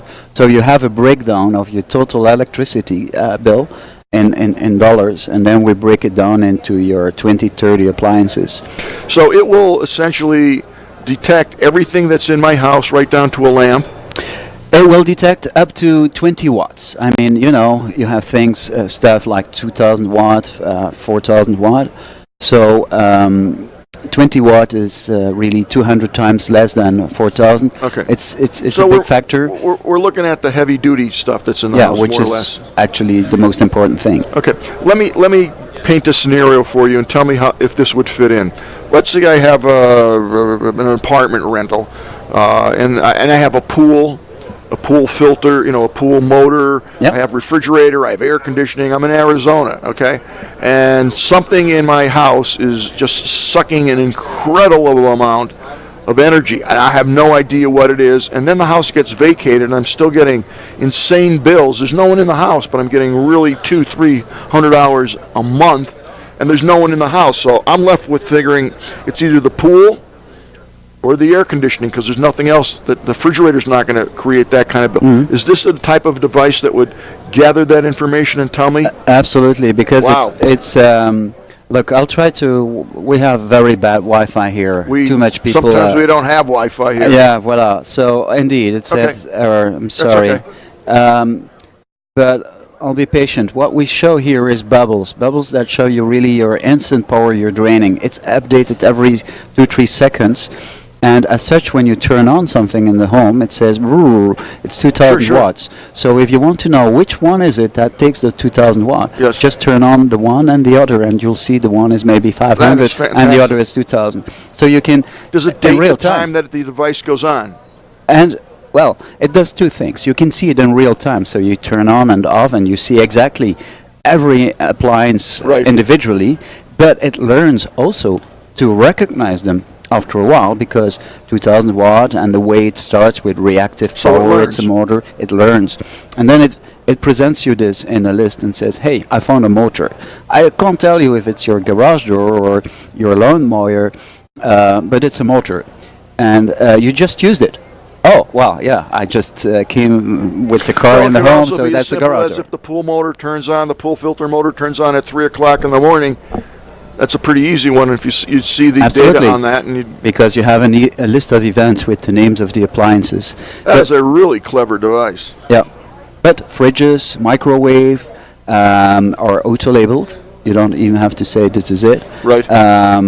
Motor is a motor because you have many forms. Light, we say lights. We can't say it's the living room or it's Right, the sleeping room, bathroom, but we say it's a light and it just turn on and off. So you do the tour in the home and you see light 5. Okay, well that's the garage. Click. Well, I could the light's certainly in the see garage. enterprise applications. If there's someone who owns a string of homes or condos or things of that nature. Absolutely. And you know, by getting that real-time information detailed down to the appliance level, people change behavior and save 12%. And you save energy. I mean, we're all They about save that. energy and money, 12%. And further, the Plus version of this one has an energy traffic control feature. We'll get electric vehicles, we have more and more solar, batteries are coming, and we will have to control the energy flows in the home. If we're in critical peak, of course we don't want to charge a car with expensive current. So this Mappy knows it, is connected, and will talk to the car and say, hey, don't charge right now. Oh, we have sun from our solar panels. It's okay. Take that energy instead of putting it back into the grid and get nothing. So it's kind of like an energy director, if you will. Yeah, it is. So first it learns you, gives you insights, gives you detailed electricity bills, helps you save energy, and then it helps you evolve into a future-proof concept, a smart home that is energy efficient and controls the energy usage of the home in a bigger, broader perspective of a smart grid, of an energy transition. We go to wind and solar, but we can't turn on the wind and the solar. So because of that, we will have to change the way we use, when we use energy, to make that transition to a clean energy society possible. It really is. It will help that, yeah. Now, the probe actually, plugs into here? Yeah, into here. Goes in there. You can have 1, 3, So what 6, powers 9. what powers the device? Oh, here. That's you take the power in here. Oh, so the it lead, takes you put it in the 110 socket. current? It takes it and it measures it there. Okay. Because an energy meter needs to measure volts and currents. Okay. You multiply the two. Some wireless of battery operated clamps won't do a good job because they don't know if the sense of the current you need to measure So the how many volts. sensors can actually plug into this? Well, in this Model 3, we have one with 6 and Okay. one with 9. We have a version for small businesses, and yeah, we sell that through professional installers. Now, are these available now? They are. And give me a feel for the pricing of it. Well, the high-end version is $350 that can then evolve to a traffic controller. So that's the recommended device for the U.S. market. Very interesting. And how does this get the data? Because this is probably going to be down in the basement or the garage or somewhere. Well, Where does it send? How does it send the data, and where does it send it to? There's two possibilities. No, this is not recommended for the US. The other one is having Ethernet, so you connect it to Ethernet. Well, does it do Wi-Fi or? And it does Wi-Fi, like this one does Wi-Fi. So it's either Wi-Fi, Ethernet. So we connect to the cloud, and through the cloud we connect to the app to show you real-time alerts. Now, is it so? I'm assuming I can monitor that wherever I am. I don't have to be in the house per se. Absolutely. I can even turn on and off. I have controls. So it seems I have back. Oh yeah, I have back some connections. So I'm not sure if the camera would follow. Yeah, you'll have to hold it pretty close there. I don't think pretty it'll pick close, that up. but Yeah, you can't. no, see it. we can't see. Okay. Well, you can see it and confirm that I can turn on and off the ventilation in the home or specific appliances, the circulation pump for the pool. But we have integrated as well with things like the Nest thermostat in that case, and I can turn on the air conditioner to store energy in the home by cooling a bit deeper when I have excess solar. So instead of putting that in a Tesla wall battery, I will put it in the home and use the appliances of the home to store energy and to really, instead of giving it back to the grid and get not even a cent for that energy, I'll use it. Well, it's a fascinating device, and where would someone go to purchase something like that now? Well, I mean, you can buy it online on smappy.com and through our partners that we have throughout the country. Great. Well, we'll have you back, if you like, on the Gadget Professor Show once CES is over, and we can really take a look at this in detail and hook one of those up and let our viewers really get down to the nitty-gritty. A fascinating device, and it is. really does a lot of good. It's a very handy thing to have, especially nowadays. Okay. Well, good job. Thanks for the opportunity to come present it, and looking forward to coming back and It will be my pleasure. Thank you very much. It was my pleasure. My pleasure, sir. Thank you so much. Thank you, Don. Okay, this is Don Bain, the Gadget Professor, coming at you live from CES. We are going to take a brief pause, and we'll be right back. Do you have my card there? Thank you. Todd Cochran here at CES 2018, and we're with Pico Brew. We're not drinking, but boy, we'd like to be. We can arrange that. All right, we're with George here at Pico Brew, and they got some new stuff this year. You guys remember from last year's coverage, we covered the debut of a lot of their products, but you're back with some new stuff this year. So what's cooking it literally at Pico Brew? Well, we're back with the lower priced Pico model as well to do beer. Last year we showed you Pico Pro at $799, right. That stainless steel device over there. Yeah. And this year we've scaled it down a little bit, made it a little bit more economical. It's now $549. And we have a new serving keg that we've designed for Pico that lets you clean it even easier than before. It's a matter of just a minute or two to top the top on this. This pot can go in your dishwasher for cleaning. It's just like a stainless steel pot. You clamp your top back on, and you're ready to do your next beer in that keg. So the item that caught my most attention is the Pico Still. Mm-hmm. So, you know, normally thinking about people running moonshine in the backwoods of West Virginia or whatever, but so I can have a still in my house now, I see. We've developed a device here called Pico Still, which empowers you to be able to do full distilling. It's a vacuum distilling system as well, so we've actually created a very safe environment for distilling where there isn't inherent alcohol vapors that are potentially going to ignite. And the other thing we've done on it too is this little compartment right here is where we can collect the heads. So you're going to be able to make sure you have your bad alcohol separated from your good alcohol if you're brewing that way. Now, you can do regular distilling on this as well. And right now, we're just showing the ability to be able to pull some hop oils out of this. Right. So if you're just wanting to cook with it and do imbued flavors, for example, if you want to take like rose hips or something and be able to get the oil out of those, you can do that in this. But we have another little attachment that goes in here. It's a copper device that will do collection of alcohol. And if you take even a cheap wine and put it in here, you can extract that wine out, and you can add your flavors to the alcohol accordingly and make a gin, whiskey, vodka, whatever you'd like to do on this system. So that's interesting because I know brewing beer, a lot of buddies do it. I don't, but where are we at? How much can I make with my own still? That's the question, or is there even an answer for that? You can distill about 500 milliliters in about 4 hours on this. That's if you're running in still mode, it can be done. Now, again, you can do multi-level distilling on this as well. You can distill and then go back again. You can get up to about 180 proof on this if you want to do it. Right.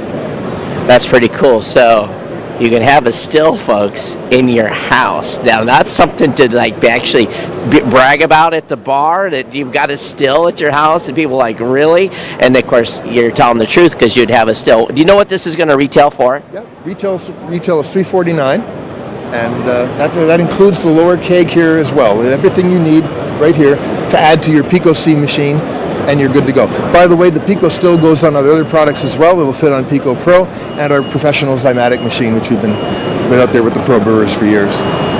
Well, one thing is for sure, is that the folks at Pico Brew have been brewing up some really cool gear. So we'll look forward to more stuff coming out of Pico Brew as years to come, but definitely check them at picobrew.com. Picobrew.com, indeed. So go to picobrew.com. My name is Todd Cochran with Geek News Central, part of the Tech Podcast Network here at CES 2018. Todd Cochran here at CES 2018, and we're with Opcom, and we're going to talk about hydroponics and doing something really, really cool.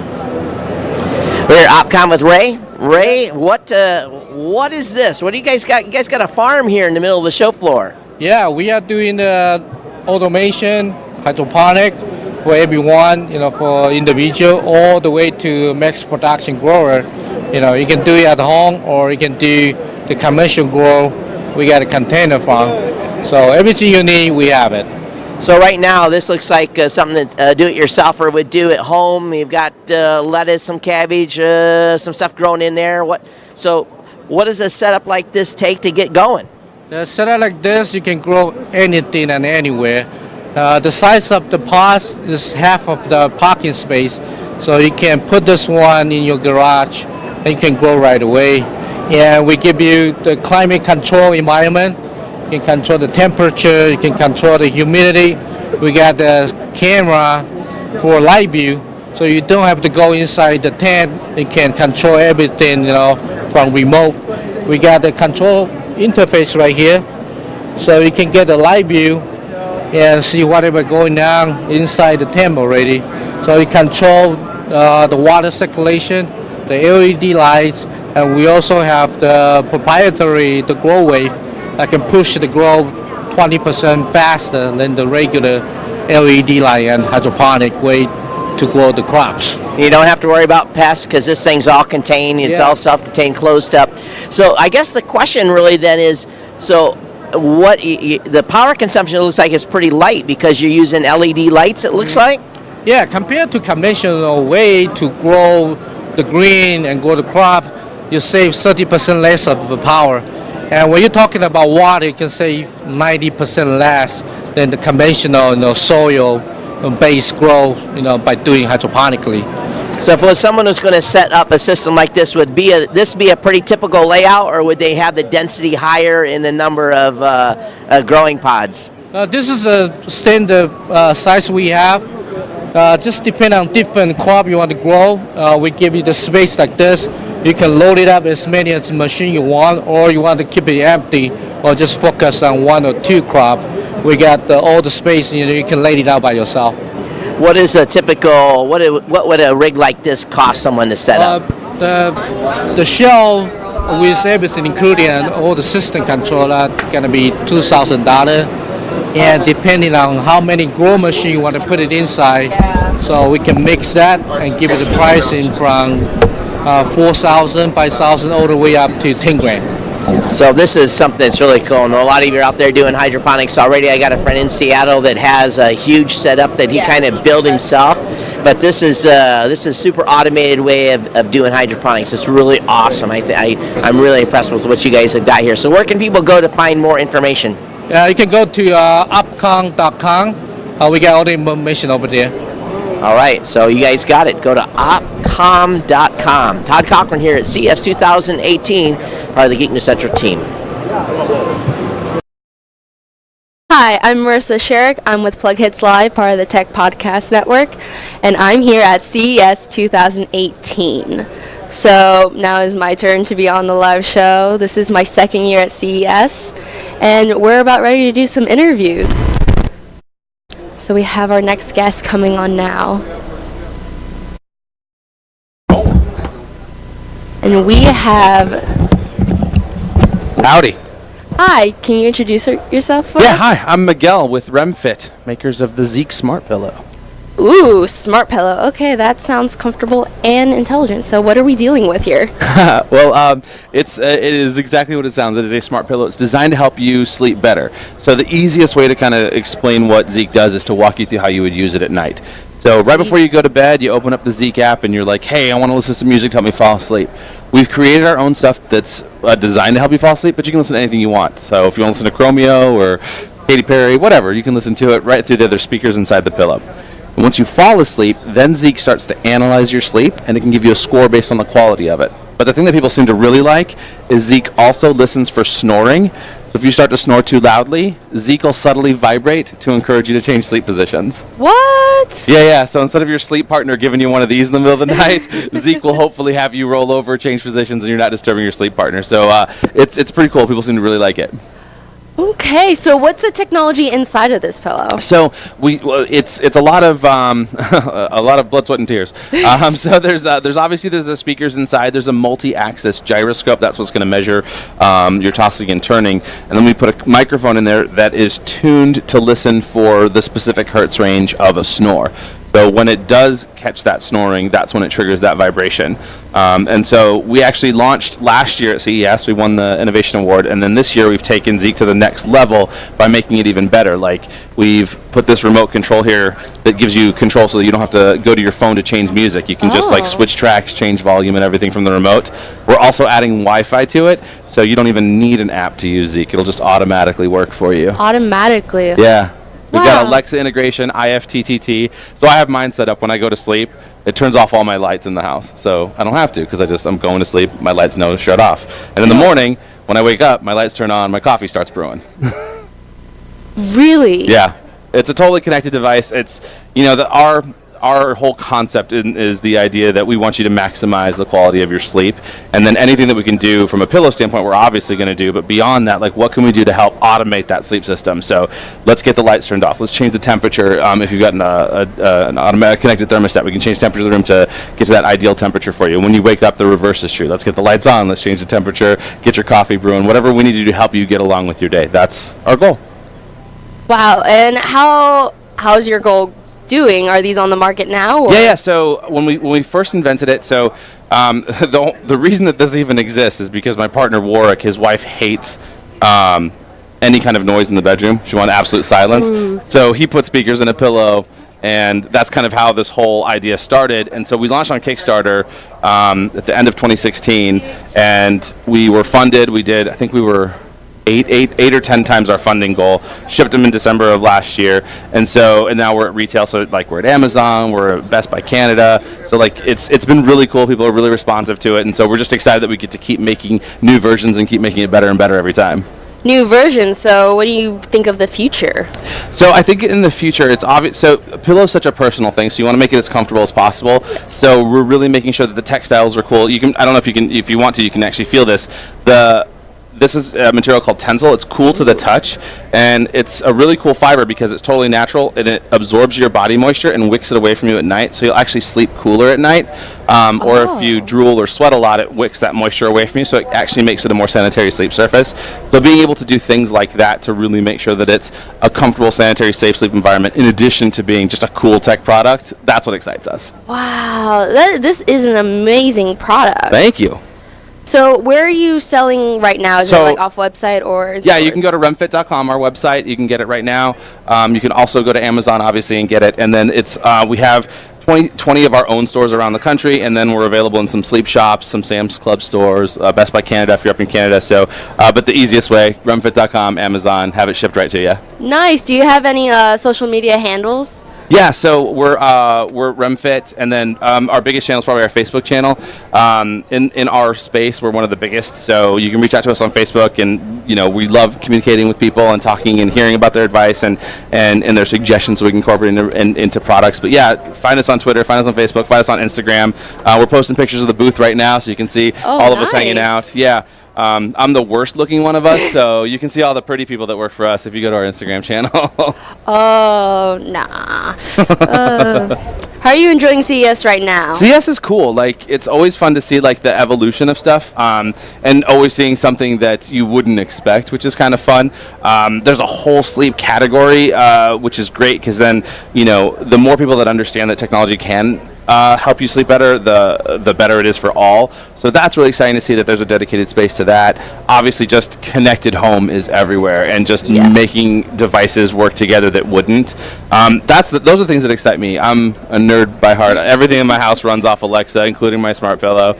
So I just love things that can eliminate steps in my life. And like here at CES, like you see how when you wake up, you could just say one statement to Alexa, and then your day starts perfectly without you having to do much. I really am excited about that, and that's what's really cool about CES here. And that's cool, and this is part of like smart home, right? This is completely interactive with everything else, like you were saying in your own home. Yeah, so it's actually kind of a unique thing because when you make something like a smart pillow, you want it to be feature packed, but you also want it to be super easy to use because at the end of the day, it has to get out of your way. Because if it's too much in your way and too much of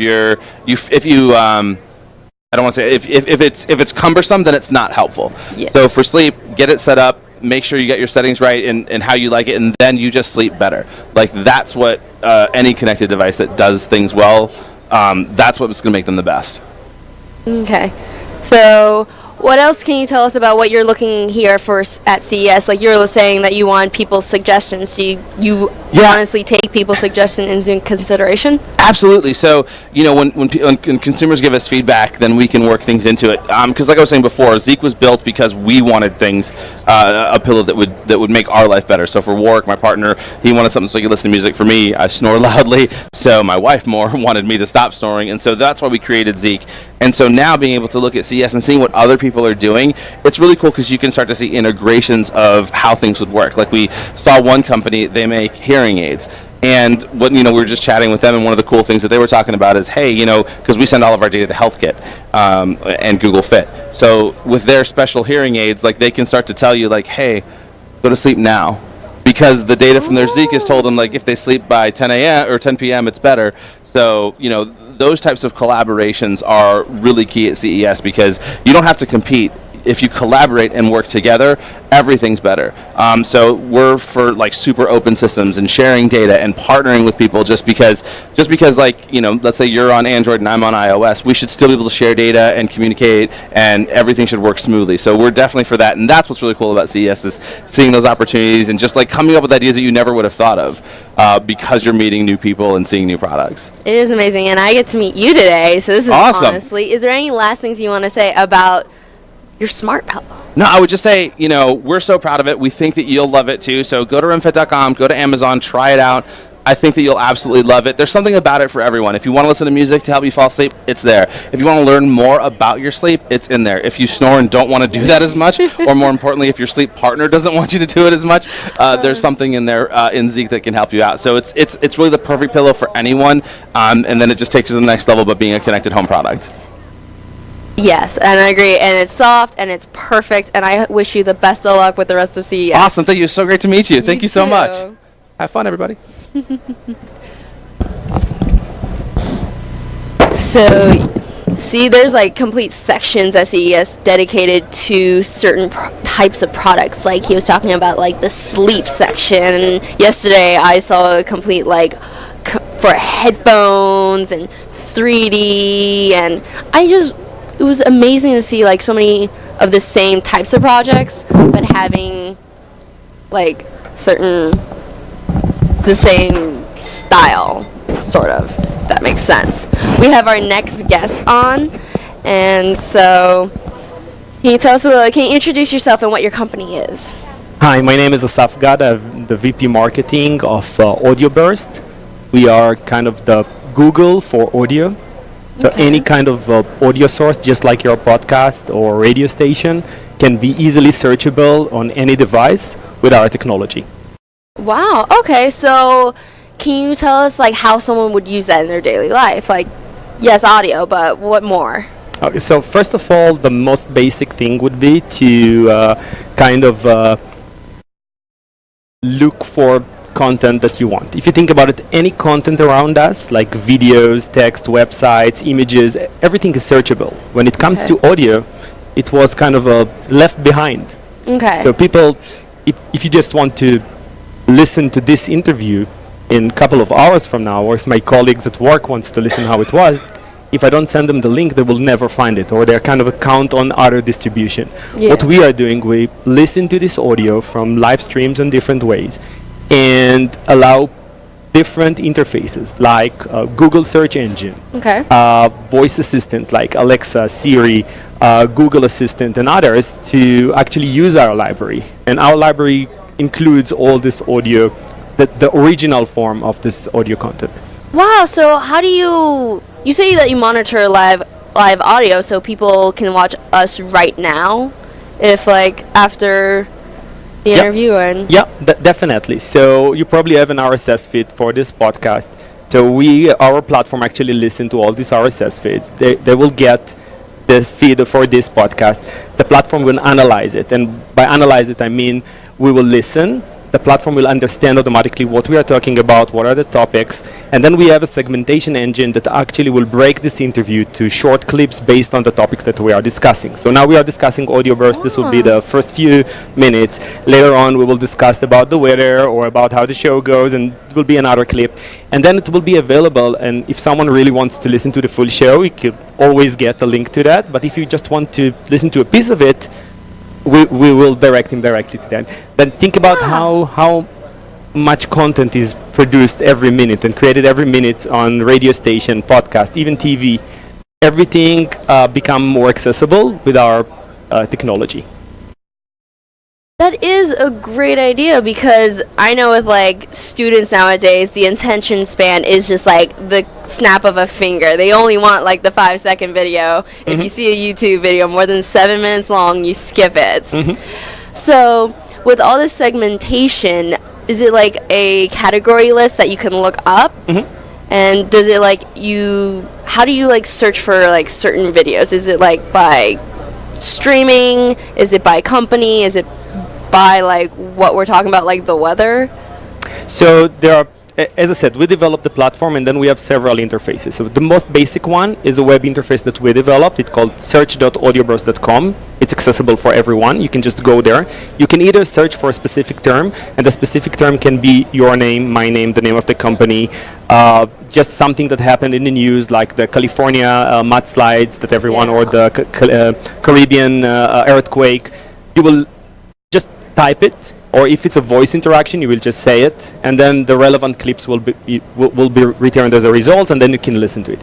Another interface is just, as most of us are very lazy and that we don't want to search for anything.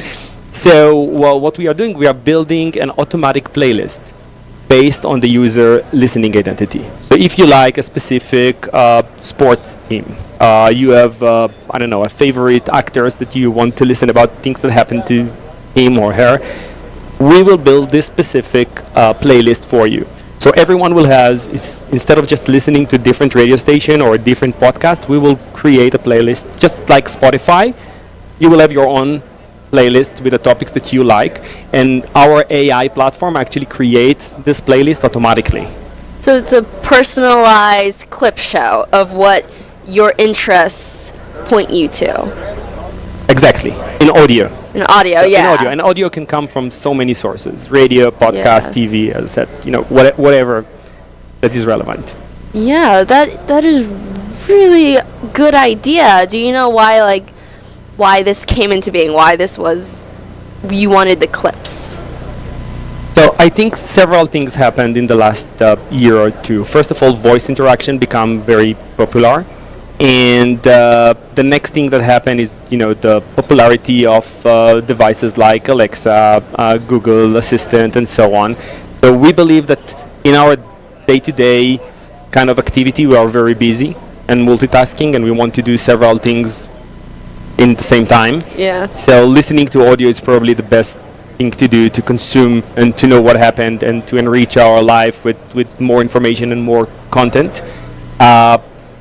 At the end of the day, the way that the platform works is actually understand the listening patterns of each one of the users, and based on that suggest new stories to you. Just like the same way that YouTube suggests you, after you watch one video, it suggests you to like the related videos. So this is how the platform works. It learns about you, learn exactly what you like and what you dislike.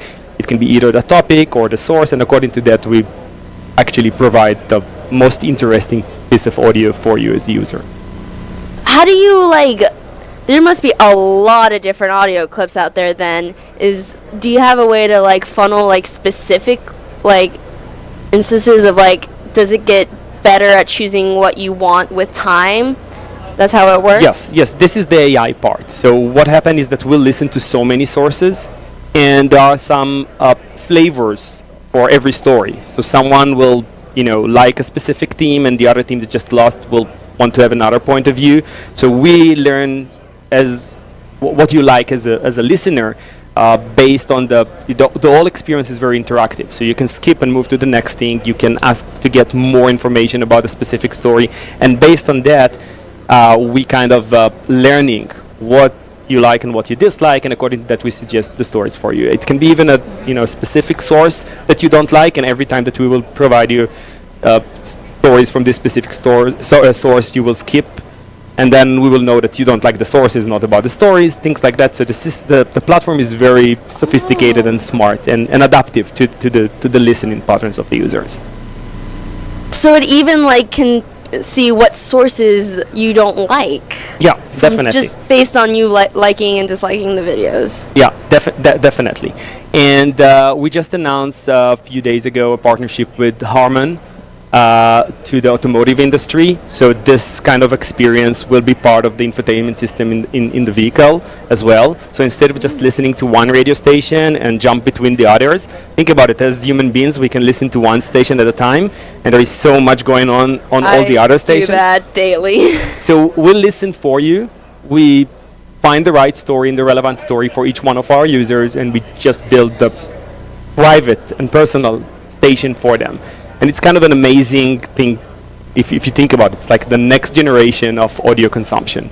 So talking about your personalization, so there's obviously a login and profile that you have to sign up for. And how does that work across different applications? Like you were just talking about in your car. Is it all from your phone?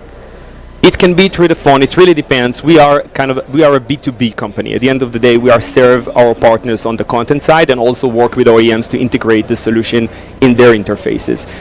So if you are, I don't know, a BMW driver and you also have their mobile app, you can log in from the mobile app or from the car itself, and we can do the linkage between the different devices. The same goes with your Google Assistant or Alexa. That we are not competing with the user profile of the hosting device.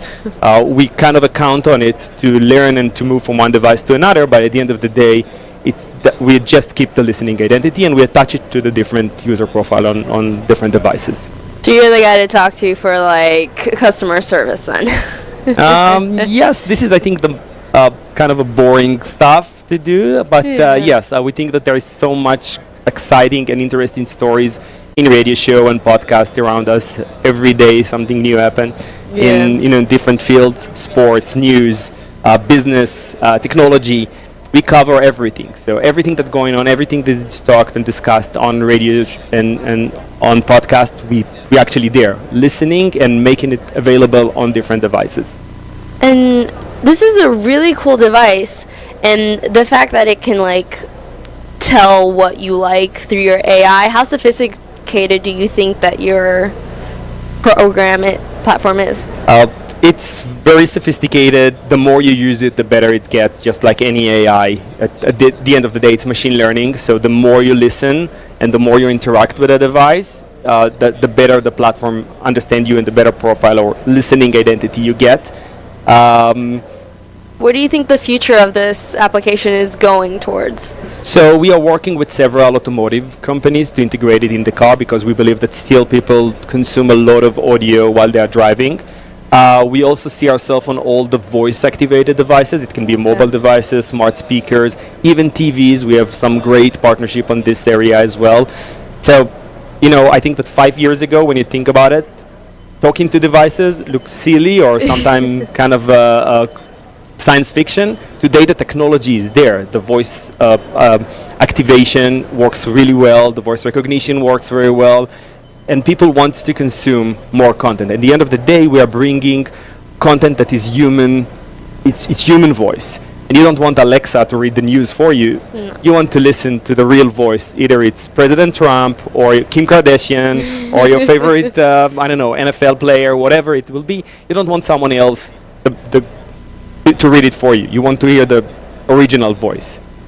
That is probably what we're heading towards right now with everyone in the voice activation and finding everything on your own. Is there anything else you would like to tell about the company itself or the app? Or the company is based in Israel, but we are very active in the US. I'm myself based in the US, based in California. We are working with a lot of content providers and OEM. We are a small team, about 25 people. Most of them are R&D. We're having a great technical team that are doing great jobs. And we have a lot of partners that actually love what we do and integrate it in their products. And it's a very exciting time at Audioburst these days. Oh, that's great. And so you're here at CES. What are you doing here? What are you hoping to get from CES? So first of all, we have a joint demo with Harman, as I said, for the automotive industry. So I'm spending a lot of time there, but also a lot of meetings with other partners, and of course, looking for new products that can fit to our technology. It's great. It's very, very exciting, very busy days, and there is a lot of innovation around voice these days, so it's definitely the right place to be. Oh, definitely. Showing off and then like trying to get there and advance even more. Yeah. Collaborative products. It's great. So thank you so much. Where can people go to find more about all this? So everyone can go to search.audioburst.com and try it by themselves. We also have several interfaces on Amazon Alexa and also on Google Assistant. And everything is on our website, so people can just go there and try to play with it. It's a great experience that everyone would love. Well, I'm sure everybody will love this, and it probably will be more integrated into our lives in the future. Thank you so much. Thank you.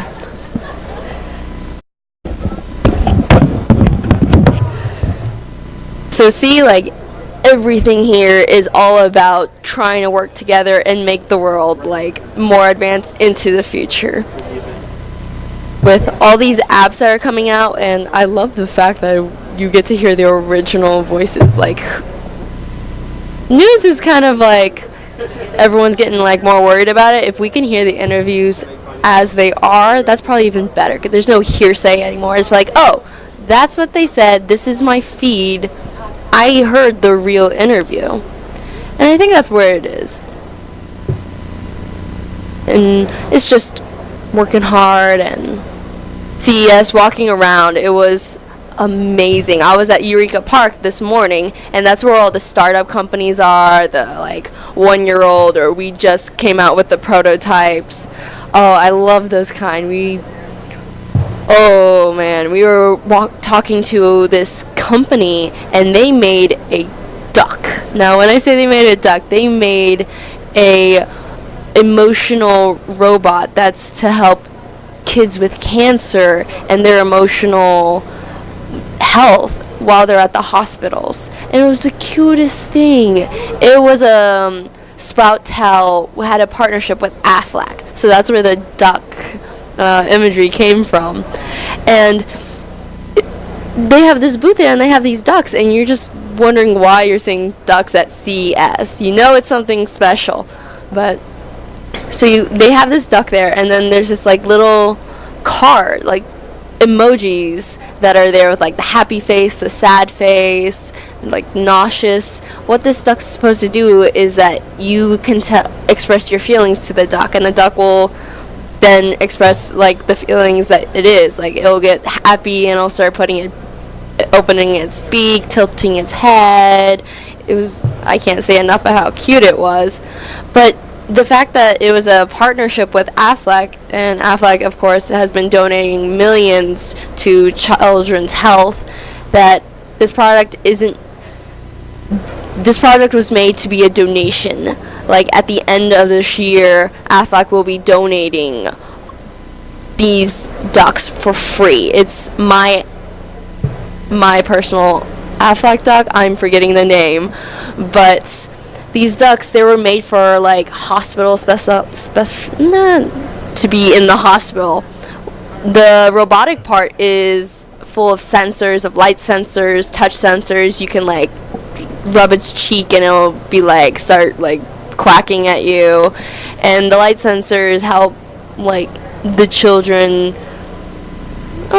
The light sensors were made so that it could see the surroundings of like how bright it is, because children in chemotherapy sometimes are really sensitive to light, so it can help better understand what the kid's going through. And the skin of it is actually, it can come off. And they did this because of, hospitals, you have to keep things clean, and then when someone's trying to heal from chemotherapy, their immune system's down, so you want to keep everything nice and bacteria free, so it was easy that you can take its like feathers, furry skin off, and you can wash it and then put it back on the duck, and it's fine. It was made for easy use. And it's amazing what you see here. That was like a meaningful product that we get to see here at CES, along with all the consumers. And let me tell you, there's some really cool things that you can buy here.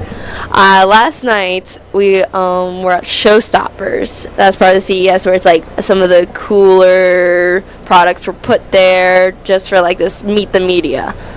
And one of these companies is Quartz, and I fell in love with them.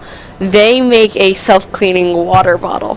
Yes, a self-cleaning water bottle. I was in love with this. My whole team were just like laughing at me, saying, "Why are you so excited about a water bottle?" I don't know why. I just can't explain it.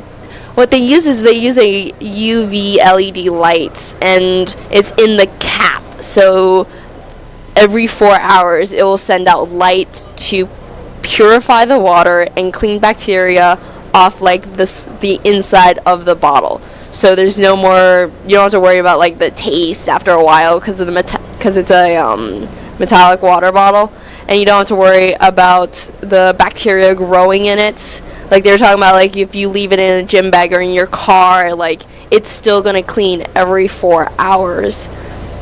And that was just really impressive to me because the battery life lasts for months, and I was just really impressed that they could do this. And I do have water bottles all the time, and I do stop using them because, like, for once I got a scratch in one, and it's just you couldn't clean it because it was like a tiny scratch in it, but there's no way to clean the inside of it. But with this, you don't have to worry about scrubbing a water bottle and all the cracks. I fell in love with this.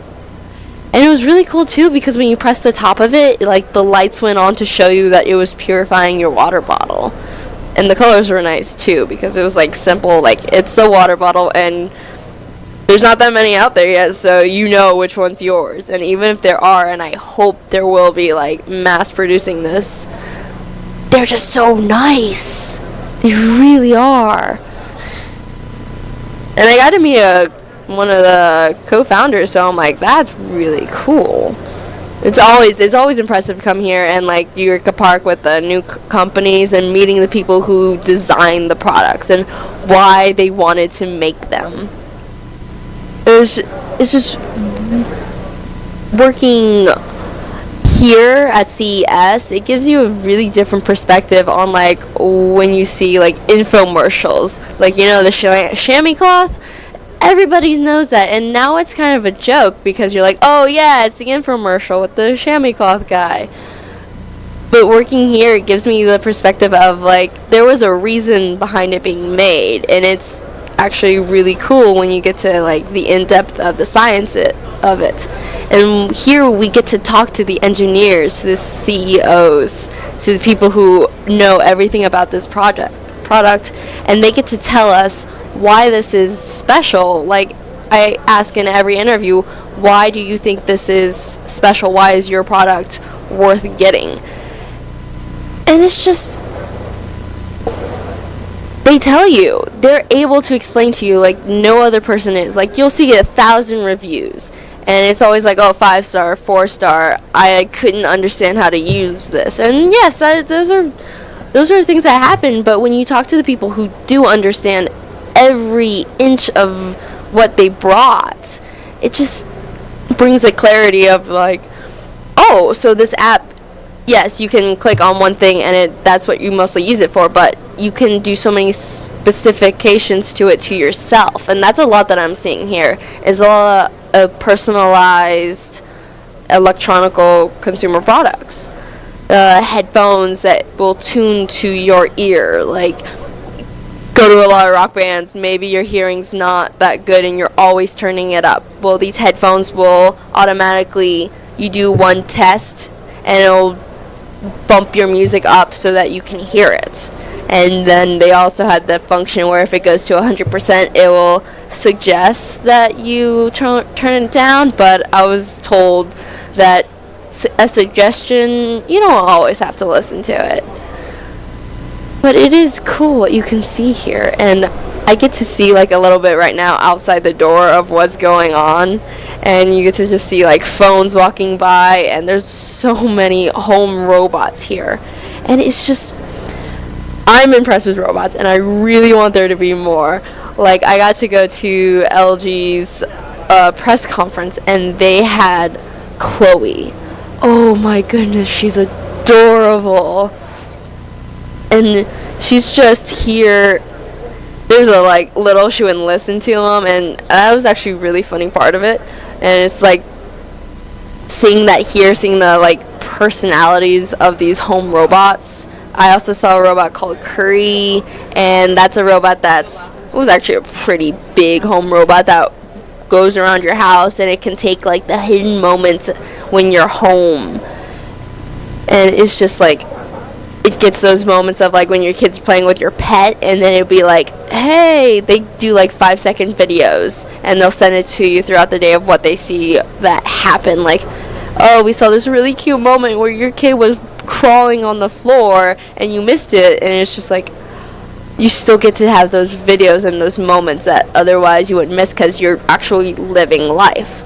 So I think it's more like your own personal paparazzi. So like rock star every day. But so we're going. Okay.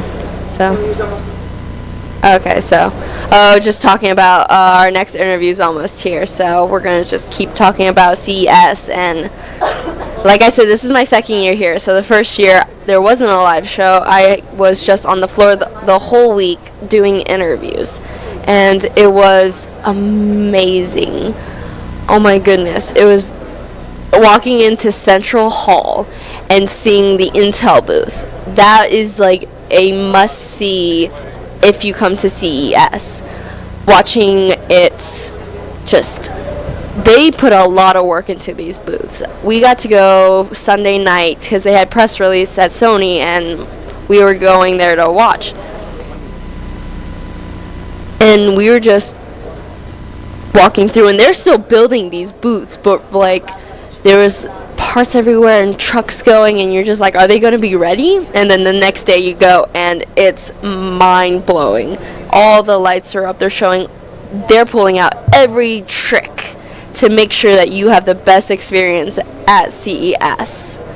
And it's a lot of fun too, because you get to see they have all these phones out, all these computers, and like these light shows. It was, if you ever get the chance to go to CES, look at the Intel booth, like Qualcomm, LG. This year have a Canyon. It's just like of their curved TVs, and you walk through it and they show you like what kind of like color and contrast they have. It's breathtaking. It really is. So our next interview is about to come up. So we're going to just get ready for them to come on in. Yeah. This is... So, hi. Hi. Can you introduce yourself and your company? Yes, my name is Rebecca Oliva, and I work for PH Technical Labs. PH Technical Labs. If you could do me a favor and pull this just up a little bit more. Yes. This is perfect.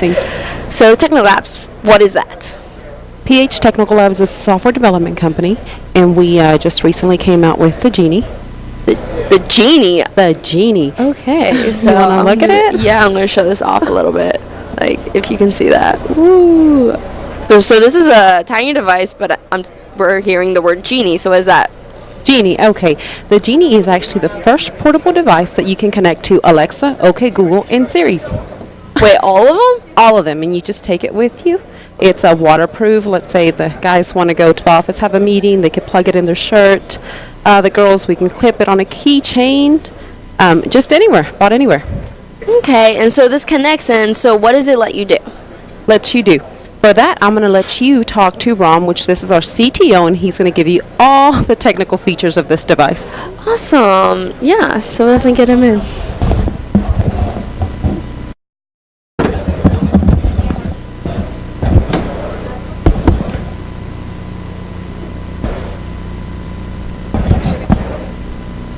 So, Rom, what can you tell us about what's inside our Genie? So basically it's a portable, ultra portable mobile Alexa and Google device. So we have two buttons. One button you can interact with Alexa, second button you can interact with Google or Siri, whichever is your default VR in your phone. Okay. So second advantage with this is ultra portability, right? I can wear it and it's always available. Typically Echo is available at your home and in your office, but when you're in the car, there is no portable device. Okay. This reaches, it works with Bluetooth, it goes through the phone for reaching Alexa, but it's always available with you. We have multiple form factors. It has a keychain, it has a clip-on, it has a magnet, we have a car mount, you can mount it to the car, you can attach to the wall, and it's in fact waterproof. You can listen to music in your shower and talk to Alexa and drive time and stuff like that. Oh, wow. It's one of the smallest Alexa devices in the market currently. Right? And even with that, it also has a functionality where you can reach your phone. I can talk to Genie, which basically plays your time. So, for example, this is the app.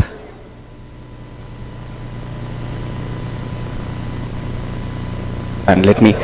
So it's like it goes through the connected app.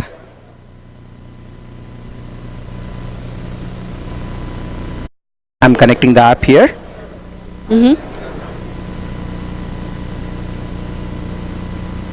So once connected, the functionality is one is reaching Alexa, second one is reaching Google, third one is I can reach my phone. right? Okay. I can listen to time.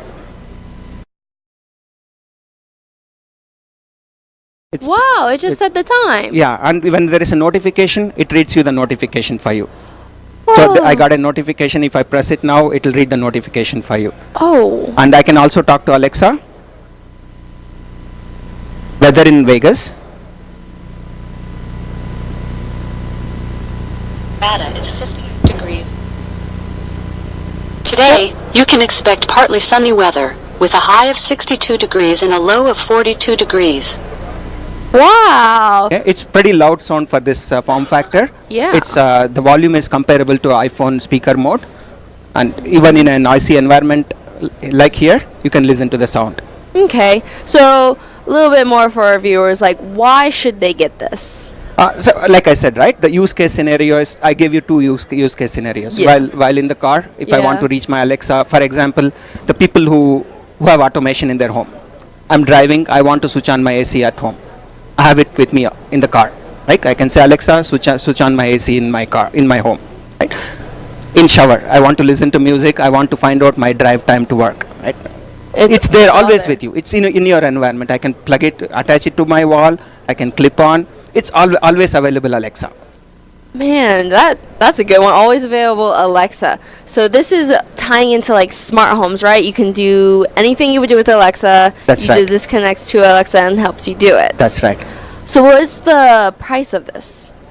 We are looking at we are launching in Kickstarter next week. Okay. The initial Kickstarter price would be $39, and then later we are looking at $49. So Between $39 to $49. Okay, so this is about to go on Kickstarter. How long is the Kickstarter campaign gonna last? We are looking at 30 days. 30 days? Starting somewhere around 18th or 20th of this month.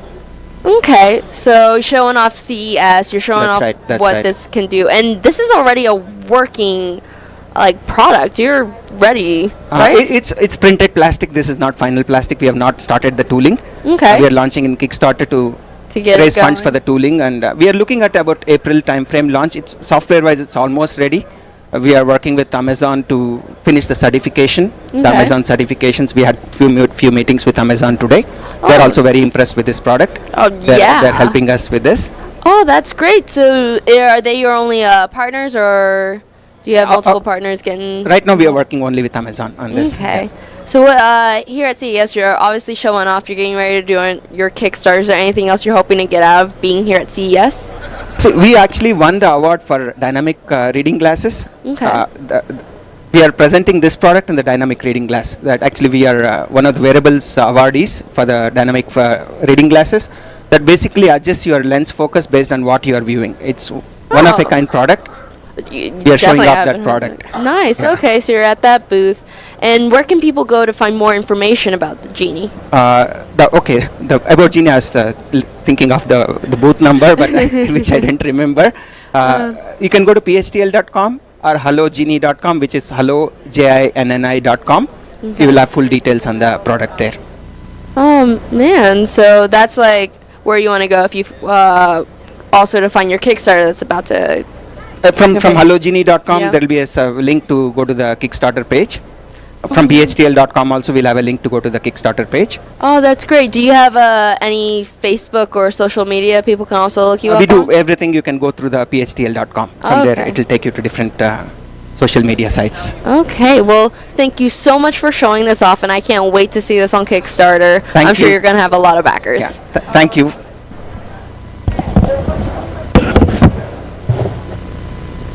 Smart homes is definitely where CES is going this year. So it's pretty cool what happens. And it's a lot of fun to see like how things are going on and what's going on. And we have our next interview here. So let's get them set up and ready. So we have Joe with us. Hi, Joe. Hi. Hi, can you introduce your company and what you're doing here? Absolutely. The company name is Lynky, Lynky. We're a smart home. We're in the smart home space. And we've got a wonderful... I'm seeing screens. That's right. We've got a smart home hub, 2 versions, one for the desktop and one that's a wall mount that will replace your existing, single light switch, but you'll still retain control of that existing switch. Okay. This is also the first third-party integration with Google Assistant. Okay. So for third-party hardware, it's our software. It's based on Linux. We don't have it powered up at this point, but it's a beautiful interface. We call it simplifying the smart home because we're bringing in all of your devices, whether it's Zigbee, Wi-Fi, Bluetooth, into one interface, and then you've got control via voice, obviously, on screen, smartphone app, and also we're introducing this year also some physical buttons and sensor controllers as well as companion accessories. Wow, that's a lot. I've been practicing. This is day 2, right? There we go. Yep. So we have a desktop mount. Let's start with that. Sure. So what does this help you do? This helps you control all of your smart gadgets, from your smart lights to your locks to your switches and so forth throughout your home. Okay, and so we have the desktop, and then I'm seeing something that connects to a wall. You said this goes where your light switch goes, right? That's right. You replace a light switch with our little mounting plate, and you then snap this onto the wall, and you have a little gesture so that you don't lose the control of what that switch was controlling. You can still control that, along with all the rest of the stuff in your home. If you have multiple of these hubs in your home, like maybe one in each room, they will all sync with each other. So it doesn't matter if you add, if you connect a smart device to one of them, you'll still have control automatically from all of them, and of course through voice control. So this also gives you, if you haven't adopted voice control already, the Google Home or so forth, this gives you that Google Assistant technology right on board. So you can outfit your home with Lynky home intelligence hubs and get Google Assistant right on board. Oh, so you could just start asking any question you want in any room that has your light switch. Any room, that's right. And it's not limited to just smart home stuff. You can still say, hey, search engine. I don't want to set off your devices. What time is it? Give me some directions. All the assistant functionality is there. Okay, and so I'm seeing another thing here that's even smaller than both of these. Tiny little lightweight device. Hold it in your hand. So this is our smart button. It's a Zigbee controller. So you can pair this with our hub device, so that if you're away from the hub, if you're away from the phone, you don't want to yell at at the microphones. You can control anything that you've got connected, lights and switches. A single tap, a double tap, or activate scenes. This same physical device is actually going to be, we're going to have 3 different products based on this design. Okay. One of them will be a temperature and humidity sensor, Okay. and then another one will be a door and window sensor for safety and security. Wow, so you're saying control. How do you control it with this? Well, do you mean well, let's just take this as the button. So when you pair the button to this and you choose, hey, I'm going to pair the button to a smart light like a Philips Hue, then you can just tap it on, tap it off right from there, because it's a wireless, it's a Zigbee button. So it'll control it through our hub, or you could activate a scene, and we'll sell these in multiple colors, so you could have them around the home. They're going to be price competitive or less costly than some of the other competing devices on the market. So you can choose what this can control. Exactly. How does that happen? It happens right on screen. You go onto the device that you want to control, you hold the button down for about 10 seconds, and the pairing is complete. It's that simple. That is really simple. Isn't that cool? Wow, so you multiple colors, so you can choose. You'll know which. You can remember easily which button kind of controls what thing. Yeah. So what kind of course you're saying light switch and stuff, but what other functions do you think that this button can go for? This could control scenes. It could control, say that you're leaving home. We all know that GPS technology doesn't always work that well. So I have a button like this at my home, in my smart home, near my front door. So when I'm leaving, I can just tap and activate away mode. I come back and another tap or a double tap and deactivate away mode, and my lights come on, and temperature changes and all that stuff. It's for convenience. It's making sure. I like to call it the smart home. I like to call it the trifecta. When you're controlling things, you want apps, you want voice, you want physical touch. So you have the choice, you have the convenience of wherever you are, however best fits, what you need to control. So, what other products are you? You said these are a couple. What else does Linky do? So, like I said, based on this, the same physical design of this button is going to be a temperature and humidity sensor. So that could be, again, paired with the hub and give you some automation so that, say if you're at a vacation home and you notice that you check on the temperature remotely and the temperature is dropping, maybe the heating system has failed or it's just really cold outside and you don't want your pipes to freeze, you can call a neighbor and have them fix the heating system or something. Take action on something in advance, or make this do something, automate it in conjunction with your HVAC system or something like that. And then the third product is a door and window sensor, and that's one of these where you attach, it'll have a little magnet that'll be, this piece would attach to the wall next to your door, the door jamb, and then you have a little magnet that sits next to it, and it tells you if a door is open or closed. We're also going to have an accelerometer in the device, which means that you could potentially detect some vibrations. Maybe someone's trying to jiggle your door, they're trying to break in, or you could stick this on a refrigerator. If you've got kids at home, you can find out if they're like opening the fridge while you're gone, stuff like that, right? So the hub we introduced actually a couple months ago, and we're obviously demoing it here at CES down in Eureka Park, and these three products we're introducing at CES. Okay, so obviously you have a lot of stuff going on. Where That's can right. people go to find more information? You can find all the information at linky.com, LYNKY.com. And if you're at CES, please come visit us in Eureka Park, booth number 52526. Wow, that's a lot to remember. You are very prepared today. I appreciate that. So we have 3 products here, and there's obviously more for people to check out. Of course, tons of information and the details all at our website. Is there anything else you'd like to mention about Linky or smart homes or? The products are going to be available a little bit later this year, so not on sale quite yet, but they will be. And the retail price of the hub, whether it's the desktop version or the wall version, is going to be $149. Okay, well, thank you so much. Everyone should really check this out because smart home is the way to go. Absolutely. We love the smart home. So thank you for having me on. Thank you. Thanks so much. So, yeah, so obviously there's 1,001 things to do with a smart home. And seeing here with the screens, you can turn any home into a smart home. So, this is why I love talking to people like this. They're always so much fun because they know what they're talking about here.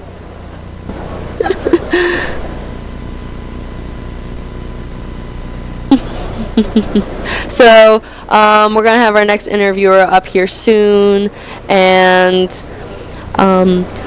coming right now, actually. So, I'm seeing a bottle. Oh, okay. So, okay, so we're going to start setting this up. So, if you want to put the headphones on. Yep, so I'm seeing a blue smart, yeah, just Blue Smart Mia. Can you please introduce yourself and what you have brought? Yeah, my name is Gisela. I'm the co-founder of Blue Smart Mia. So we developed this cute little product. It's a smart feeding bottle system. It tracks and analyzes parents' feedings. Sorry, can I start over again? Oh yeah, go ahead. It tracks and analyzes babies' feedings anytime, anywhere. So the device is connected to your mobile phone app, Wi-Fi through Wi-Fi connections. So that means if the busy parents out there working and you have your nannies or grandparents take care of the baby, you still know everything through the mobile phone. Wow, okay, so I'm seeing that this goes over any bottle, I'm guessing? Any bottle, it works with any bottle. Because you can feel the texture. Oh, it's the same yeah. material as Pacify. Oh, so it's definitely baby safe. Yes. This is 100%. The familiarity of like giving your kid a pacifier. Exactly, yeah. So what's the technology in it? Like, what are we seeing here? So the sleeve is just a sleeve, but we hiding all the technology in this small cradle. Oh. They have like so many sensors. The idea is doesn't matter you do breastfeeding or formula feeding, you just put your own bottle in to Mia when you start bottle feeding, and it will automatically start to measuring the temperatures, angles, feeding durations, and by the end, you just tell Mia, hey Mia, how many ounces? Then it will just record and upload everything to the mobile phone app. Okay, so why do you think this product is necessary? I think it solves one of the big things that I think for the parents, especially the new parents, once they have the babies, they don't know what's going on with babies' feedings. Okay. And I'm expecting now. I already feel like super anxious now. I don't know if can I do a better feeding job than my parents. So am I overfeeding? Am I underfeeding the baby? And who's gonna tell me am I doing the right way, right? Like even you go to the pediatrician, they want to see all the data, but sometimes they won't tell you everything.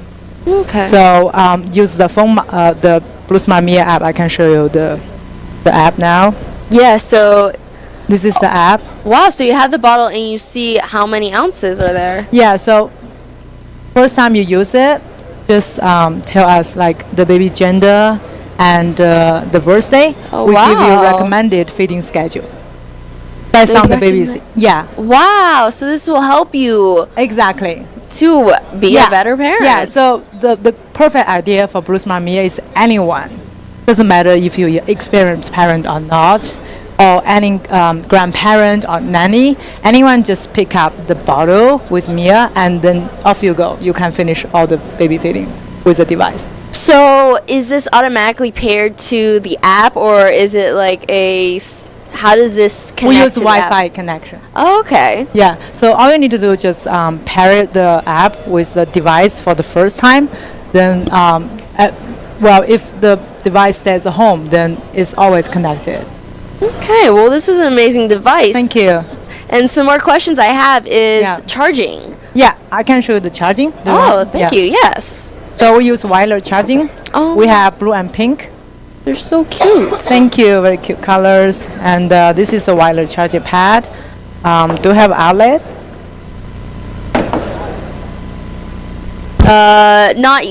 It's okay, but we can see what the kind of charger is here right now. I can just put it on and turn on the light so you can see. Okay. Yeah. Oh. So the light is on. So if it's offline, if it's like low battery, all you need to do is just put it on the wireless charger like that. Then that's it. Wireless charging. Yeah, very wow. convenient. So you can have this in your kitchen while you're getting the formula ready and it's charging. Exactly. Yeah. And also if you want to wash it, it's totally waterproof design. The whole cradle, you can just use water and soap. You can wash this one. And the technology too, you can wash. Yeah, you can wash it. And this one goes to dishwasher. Okay. Yeah. This is amazing. Oh my goodness, I'm getting Thank more you. impressed every second. Yeah. And we have more perfect thing. And more. Wow. Yeah. Like we have a lot of features in the app. So we have like baby general features allows you to input all the big milestones, footnotes. Oh, so this is an sleep app. Data, height, weight. Yeah. Really? So this app is also, you can input your baby's like life into it. Everything, like every moment. Wow. And it allows you to share with all the parents, all the caregivers. Oh, yeah. wow. So all the family can use exactly the same baby account and see the same thing. And we have data center here. So you have feeding data, growth data, and sleep data. Before you go to your pediatricians, one click, it can email out. Wow. Even diaper changers. This is amazing. This is the best way to care for your kid. I know. Yeah. I know. Thank you. Yeah. This is cool. Yeah, when you finish the wash, you can just put it back like this. Very easy. Simple wash, simple care. Yeah, we have expiration warning too. Means sometimes, the busy parents really forget. Like Baby probably just drink only the half of the bottle of milk, and you just leave the milk in the bottle for too long.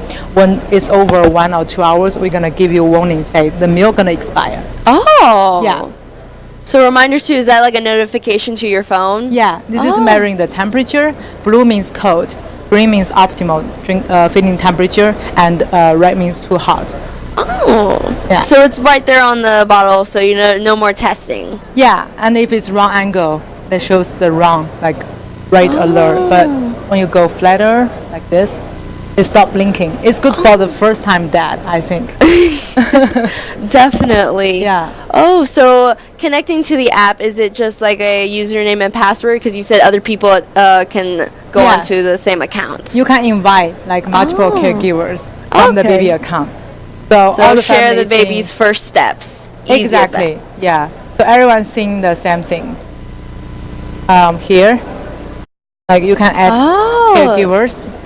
Caregivers, Yeah. that's amazing. So nannies, grandparents, special everyone, people, everyone. Yes.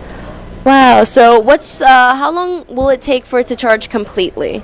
I would say probably like 3 hours, 3 to 4 hours. Okay. Yeah, depends how much battery left. This is really yeah, because it's cool. very easy when you don't use it. Just leave it on the plate. That's it. This is an amazing product. And what Thank are you here doing at CES? Is this on the market already, or? Yeah, it is on the market since last October. We just launched in US market. Now it's selling on Amazon and also our own website, brucemamia.com. And this is first time we come to CES, and we just won the best of baby tech in Baby Eats yesterday. Really, congratulations! Thank you. This is definitely, obviously, everyone can see how amazing this is and how useful it will be for parents, new and old. Yeah, it doesn't matter. Like every caregiver can use this product. How much are these? It's $149. Okay, Yeah. so not too bad. I think it's a perfect baby gift. It's worth it, yes. Yeah, it's definitely. worth it, and it solves so much problems. It just takes all the worries away, so you can spend like less time worried and more time connected to your babies. Oh, that's beautiful. Thank so this you. device is definitely helping take the stress away from being a parent. Yeah, that's what we want for the parents. Oh, that's amazing.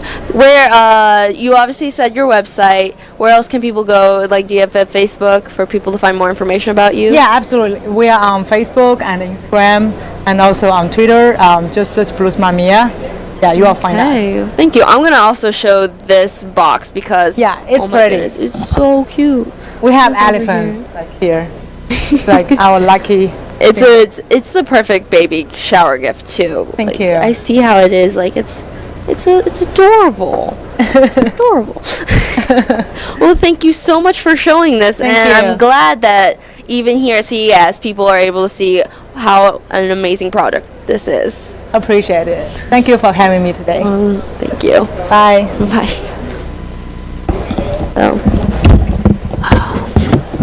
Well, that was cool. Oh, I was a little bit nervous in the beginning. Thank you. So, with also at CES, you can see like it's not just for that this technology is used for everyone of any age, even when newborns. And oh, it was so cute. So with all these new products here, it's amazing to see what the future holds. Like the baby bottles here, this is definitely what parents need, because so many times you don't know exactly. Like, yes, there's 1,001